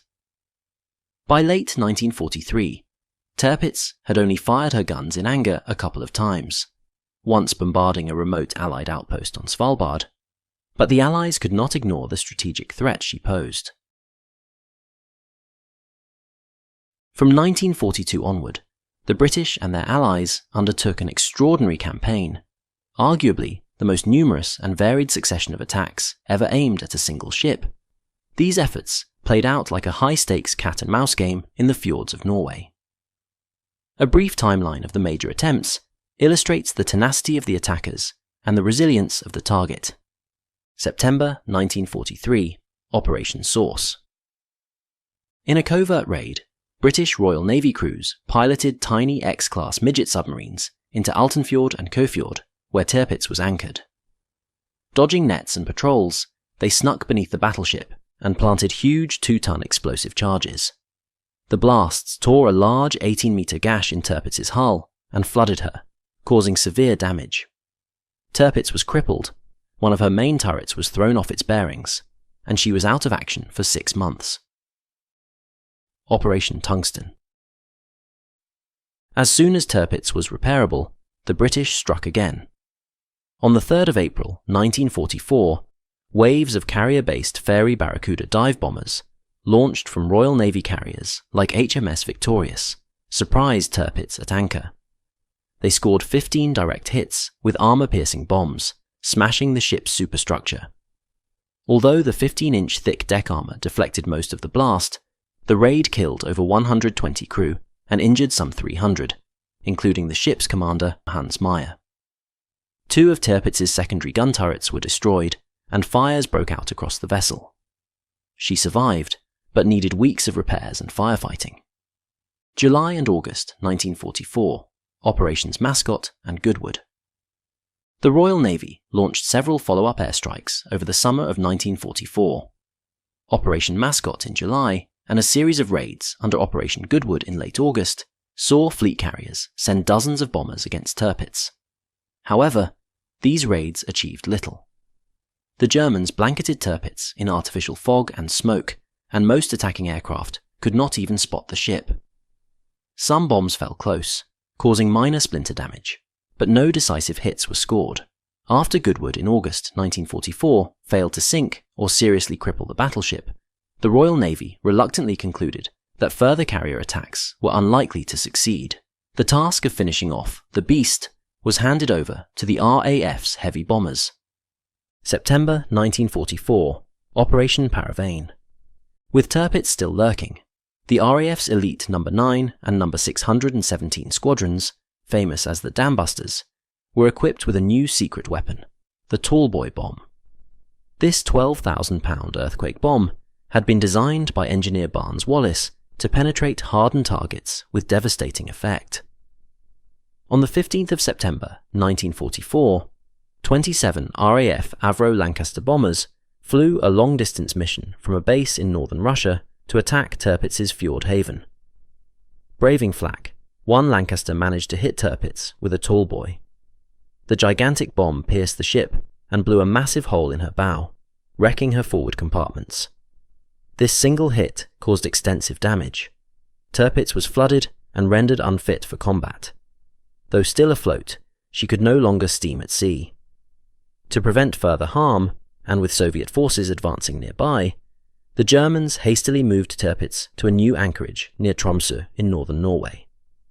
There she would serve as a stationary coastal defense battery, and, they hoped, remain in shallow enough water to avoid sinking if hit again. October 1944, Operation Obviate. The RAF tried once more on the 29th of October 1944 to finish the battleship.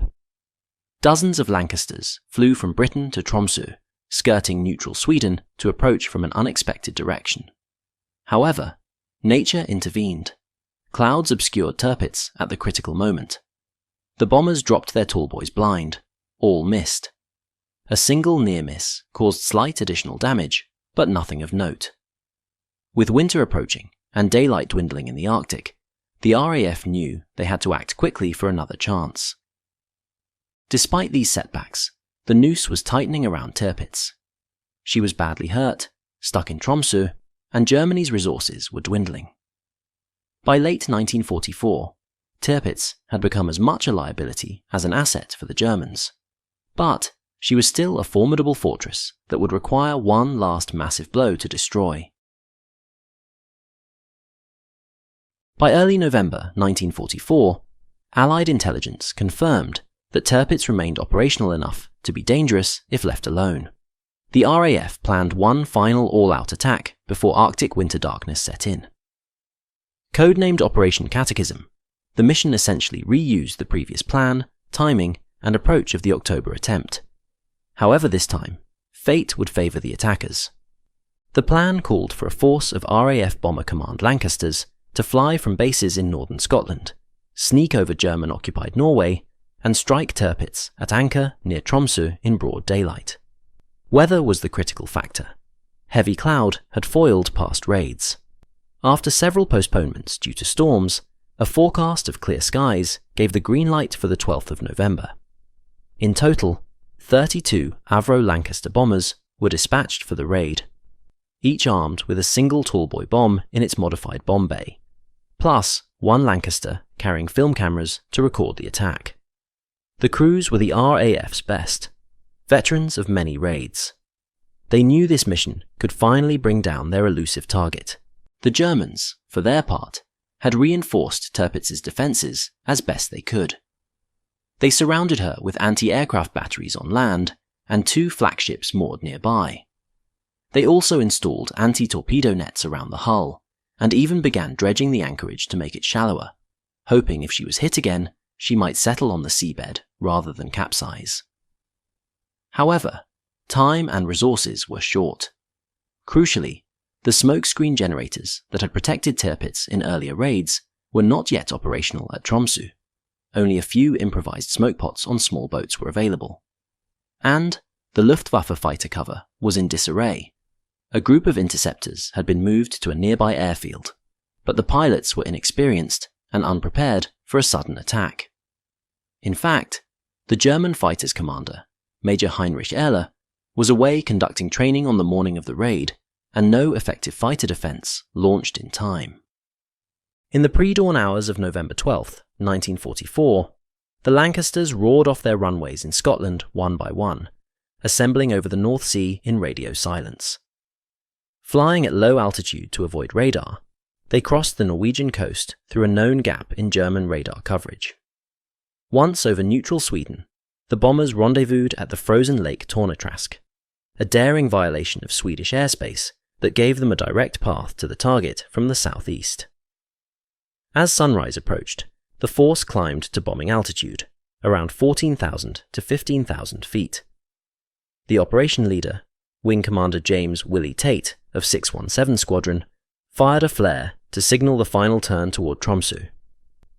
At 9:35 a.m., the Lancasters spotted Tirpitz below, gleaming in the morning light off Hawkøya Island.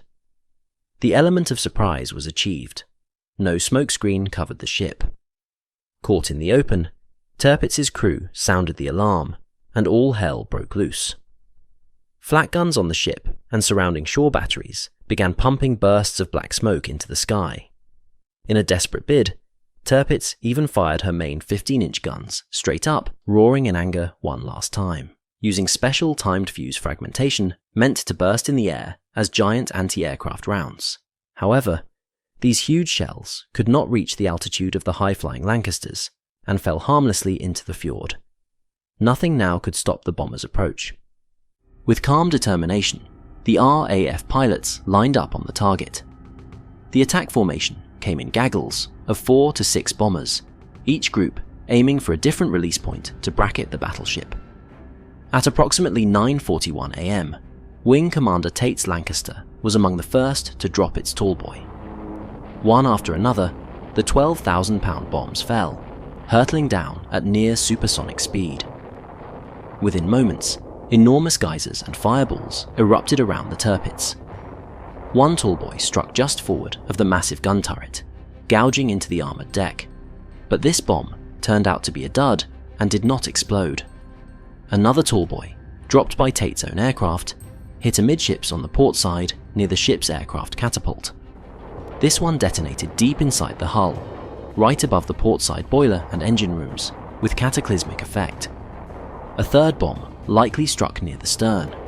It either ricocheted off the water into the ship, or penetrated close to the rear turret, exploding near the aft ammunition magazines and starting a furious fire. Almost all the other tall boys were near misses, but even those were devastating. The massive shockwaves from near misses ripped open seams in the hull below the waterline. As the last bomber released its payload by 9:49 AM, direct hits and explosions had engulfed Tirpitz in smoke and flame.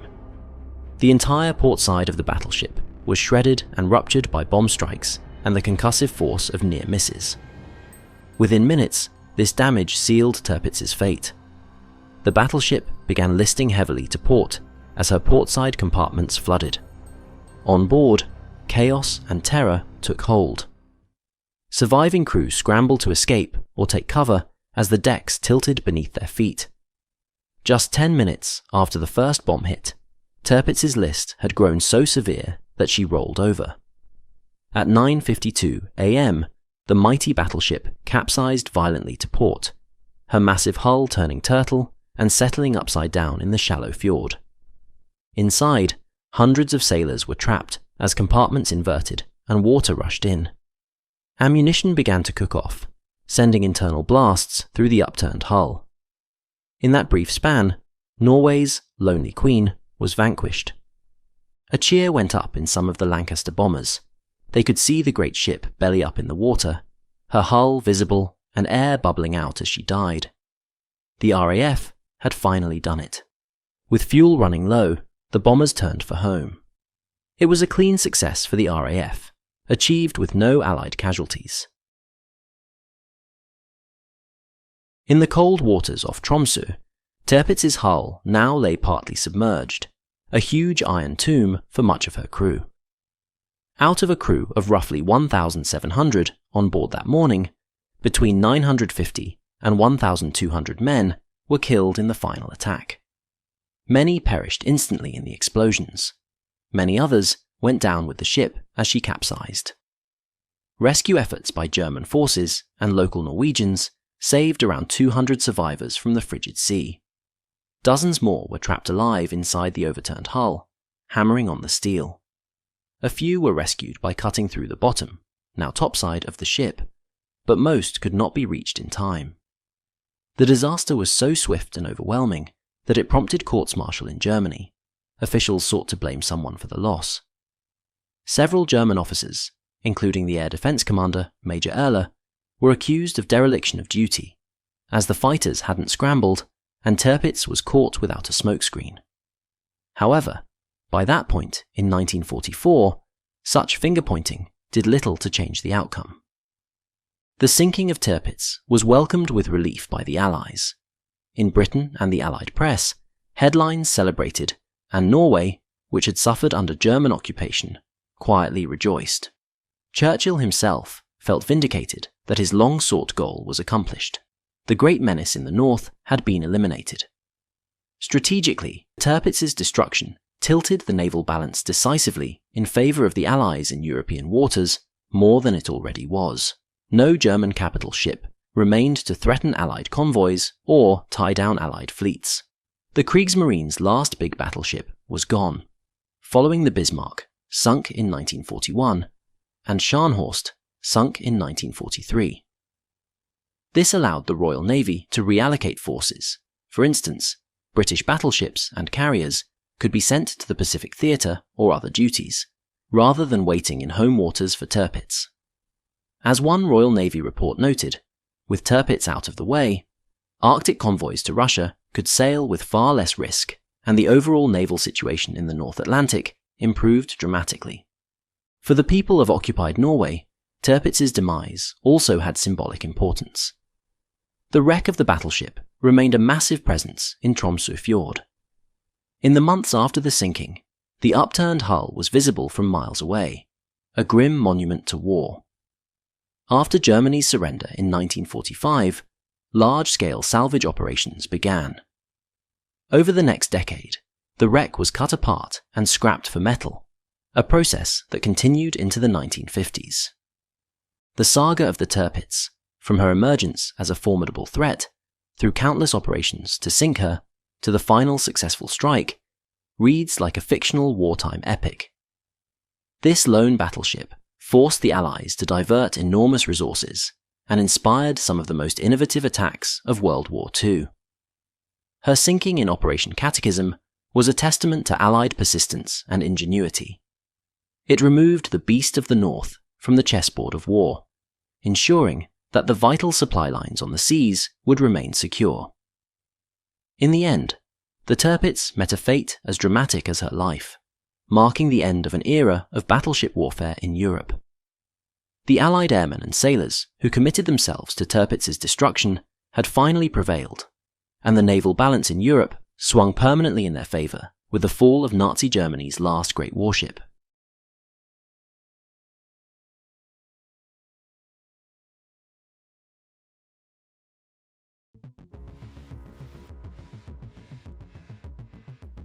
May 1945. The war in Europe is over, but beneath the Atlantic, a lone German U-boat still prowls on a secret mission. U-234, a long-range Type 10B U-boat dispatched in the Reich's final days to deliver critical technology, carrying an unlikely cargo of Nazi engineers, jet plane parts, and uranium oxide destined for a Japanese atomic research program. This is the story of U-234's last voyage, a doomed delivery that arrived not in Tokyo, but in the hands of the Allies. U-234 was no ordinary U-boat. Laid down in 1941 and commissioned in early 1944, she was a Type 10B submarine, the largest class Germany built during the war. Originally designed as a mine layer, she stretched 294 feet, featuring extra storage for dozens of huge naval mines. However, the demands of war would see her converted from a mine dispenser into an underwater freighter. In late 1944, U-234 returned to the Kiel shipyard for refitting as a transport sub. A snorkel breathing mast was installed for extended submerged travel, and half her mine shafts were refitted with cylindrical cargo containers that could be loaded and released like mines. Her keel was also packed with heavy cargo, tons of lead, mercury, and optical glass, and even her spare torpedo compartments were crammed with freight. These modifications gave U-234 an enormous payload capacity of around 240 to 300 tons of cargo, albeit at the cost of speed and maneuverability. She was, in effect, a slow-moving undersea cargo ship. By late 1944, this purpose had become critical. With Allied navies strangling surface supply lines, Germany and Japan, Axis partners separated by half the globe, had turned to submarines to exchange technology and resources. U-234 was hand-picked for a last-ditch voyage to Japan, carrying advanced weapons and technical experts to bolster the faltering Japanese war effort. Though Kapitänleutnant Johann Heinrich Fehler, U-234's 33-year-old commander, had hoped for a combat command, he was instead tasked with piloting this oversized U-boat on a long-range clandestine delivery mission. It was a disappointment for the career submariner, but also an assignment of great importance. Nazi leadership hoped that U-234's cargo might help Japan hold out longer against the Americans, tying down Allied forces even as Germany itself faced defeat. In essence, U-234 became a lifeline, a final gift from a collapsing Reich to its last remaining ally. Aside from training exercises, U-234 had no traditional combat patrols. Her wartime service was brief and singularly focused on preparing for the mission to Japan. After commissioning in mid-1944, U-234 spent months up in the Baltic before heading back to the yard for her transport conversion. In March 1945, with modifications complete and cargo loaded, Fehler took U-234 to sea for shakedown trials. During snorkel tests in the Kattegat, the large U-boat even collided with a smaller German sub, a minor scrape that punched a dent but did not derail the mission. By this point, Germany's situation was dire. In late 1944 and early 1945, Allied armies were overrunning the Reich from both west and east. Still, U-234's crew and passengers remained committed to their journey. On March 25, 1945, the submarine sailed from Kiel, Germany, bound for Norway as a staging point. Navigating under escort, U-234 reached the Kristiansand base in southern Norway in early April. There, final repairs were made and fresh provisions and diesel fuel were taken aboard for the long voyage ahead. Fehler knew the odds were against them. By his own admission, he was dubious that the mission could succeed amid Allied dominance of the seas. On the evening of April 15, 1945, U-234 slipped out of Kristiansand and dove beneath the North Sea, setting a course for the Far East. The U-boat's initial tactics were those of survival, run deep and silent. For the first 16 days, Fehler kept U-234 submerged almost continuously at snorkel depth, creeping along to avoid detection. Only after painstakingly rounding Scotland and escaping the Allied patrolled North Atlantic approaches did he dare surface at night. Even then, in late April, the weather dealt a hand. A ferocious Atlantic storm provided natural cover, allowing U-234 to run on the surface for 2 hours each night to recharge batteries. As April turned to May, the U-boat pressed westward, still undetected, and holding to the faint hope of reaching Japanese waters. By early May 1945, world events were rapidly overtaking U-234's voyage. The crew noticed ominous signs. Scheduled German radio transmissions went silent, one by one. On May 4th, while running at periscope depth, U-234 caught fragments of broadcasts mentioning Grand Admiral Karl Dönitz assuming leadership after Hitler's death. Fehler was alarmed, but unsure what to believe. On May 10th, as U-234 surfaced to improve reception, the truth arrived. The Reich had surrendered. All U-boats at sea were ordered to surface and give themselves up. For U-234, still roughly in the middle of North America and Europe, it was decision time. Kapitän Leutnant Fehler hesitated. Was the message real or an Allied trick? Only after contacting another U-boat, U-873, did he accept that the war in Europe was indeed over.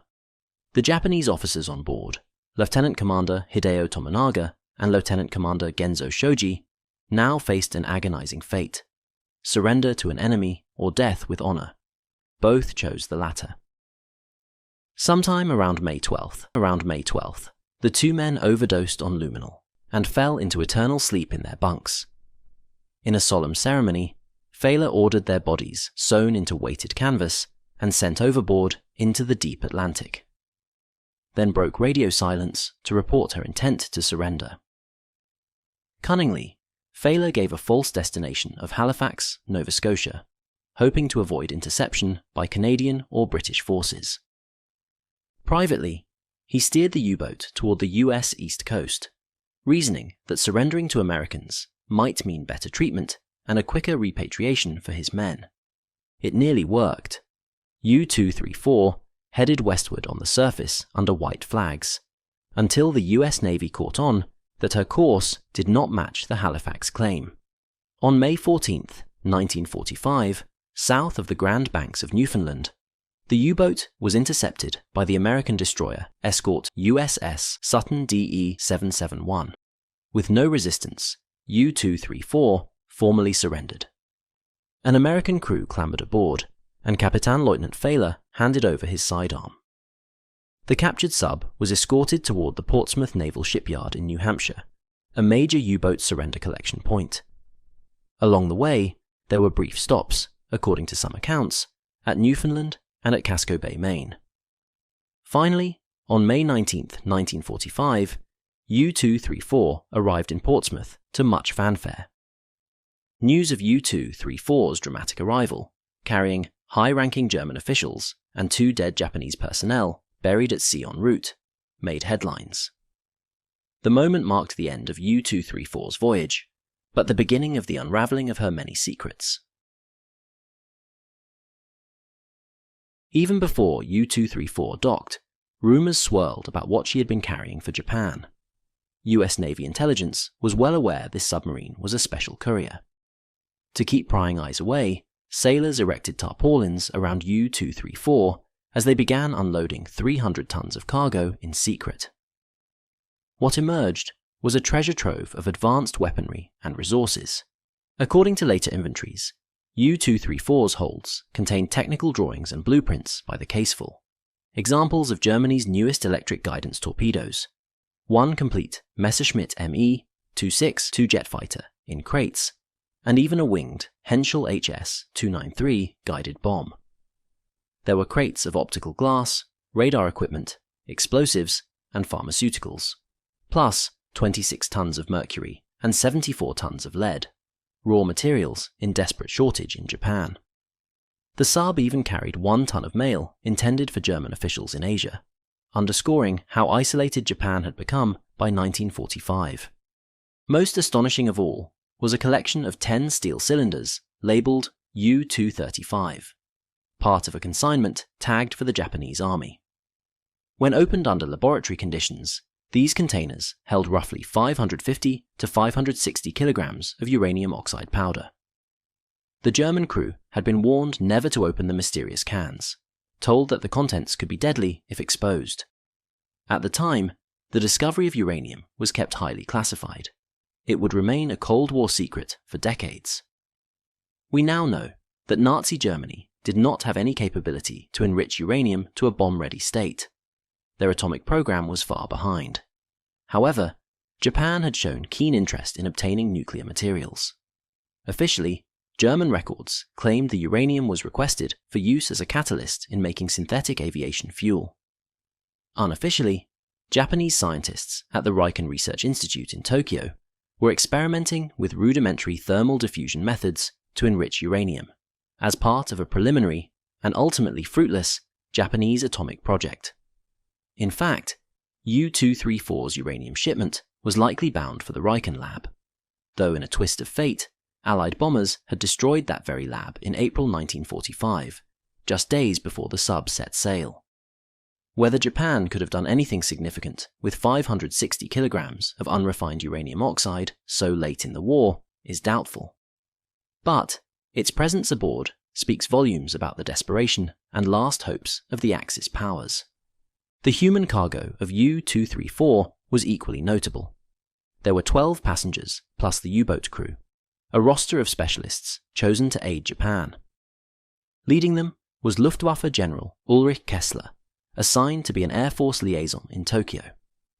Alongside him were 2 colonels, K. Nischling, a naval judge advocate, and Herbert Sandrart of the Luftwaffe, tasked with security and technical roles, as well as several civilian engineers.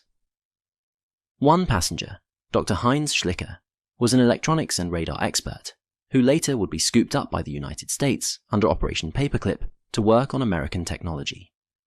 Another, August Bringerwald, had overseen jet production at Messerschmitt. He likely accompanied the crated jet on U-234 to assist Japanese engineers. Perhaps the most mysterious riders were the 2 Japanese naval officers, Lieutenant Commander Hideo Tominaga and Lieutenant Commander Genzo Shoji. Tominaga was a submarine designer and naval architect who had been in Germany since 1943. He himself arrived by submarine. Shoji was an aviation and aircraft specialist, formerly a naval attaché in Berlin. Both were essentially technical liaisons, now returning to Japan with first-hand knowledge of German advancements. In death, they became symbols of the profound link and ultimate failure of the German-Japanese wartime partnership. The seizure of U-234 handed the Allies a windfall of intelligence at a crucial moment. In May 1945, the war against Japan was still raging, and US planners were anxious to gauge how German aid might boost Japan's defense. The U-boat's advanced weapons samples and blueprints were shipped to US technical centers. For example, the Messerschmitt Me-262 jet fighter was sent to Wright Field in Ohio for Air Force evaluation. Perhaps most impactful was the trove of documents and prototypes related to radar, guided missiles, and other late-war innovations, which gave the Allies insight into both German and Japanese capabilities. U-234's high-profile passengers, including General Kessler and Kapitänleutnant Fehler, were flown to Washington, D.C. for extensive interrogation, a sign of the intelligence value placed on them. American secrecy endured into the post-war years. The fact that a large quantity of uranium had been found was kept classified throughout the Cold War, feeding many conspiracy theories. In reality, the uranium oxide was swiftly turned over to the US Army's Manhattan Project, the top-secret program racing to build atomic bombs. By late June 1945, the captured material had been shipped to the Manhattan Project's Clinton Engineer Works in Oak Ridge, Tennessee, presumably for test processing or enrichment. This has led to mass speculation. Some sources have claimed that the uranium from U-234 was indeed enriched and contributed to the Little Boy atomic bomb detonated over Hiroshima on August 6, 1945. The notion is alluring. The idea that Nazi uranium intended for Japan ended up fueling a bomb against Japan, yet most historians remain skeptical. The timing was extremely tight.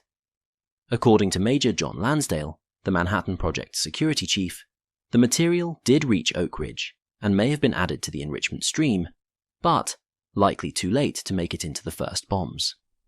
More plausibly, it became part of America's growing post-war uranium stockpile and research supply. The exact fate of U-234's uranium remains unconfirmed, an enduring historical question mark, an echo of the larger unknowns about how close the Axis powers ever got to an atomic capability. As for U-234 herself, she never returned to sea under a flag. After exhaustive testing of the captured U-boat's design and performance against new US submarines, the Navy had little use for the vessel. On November 20th, 1947, off Cape Cod, the once secret submarine was consigned to a dramatic end, used as a target in a live-fire exercise. The American submarine USS Greenfish fired a torpedo into U-234, sending the U-boat to the bottom in a column of spray and fire. With that, U-234's saga finally concluded beneath the cold Atlantic swells. And yet, the legacy lives on as a haunting footnote of World War II. This single U-boat's journey encapsulated the last gasp of Nazi-Japanese cooperation, highlighting both its grand ambitions and its ultimate futility. The mission revealed not only technological wonders, jet planes, guided bombs, and uranium that foreshadowed the dawn of the atomic age, but also the fundamental disconnects between two desperate allies. German and Japanese planners never fully trusted each other and often struggled to bridge differences in manufacturing and science culture. Even as Japan hungered for German innovations to resist defeat, the dysfunction and delays meant that U-234's gifts would have arrived too late to matter. In the end, U-234's voyage achieved the opposite of its intent. Instead of prolonging Axis resistance, it furnished the Allies with invaluable intelligence and possibly a boost, however slight, to the very atomic bomb program that would hasten Japan's surrender.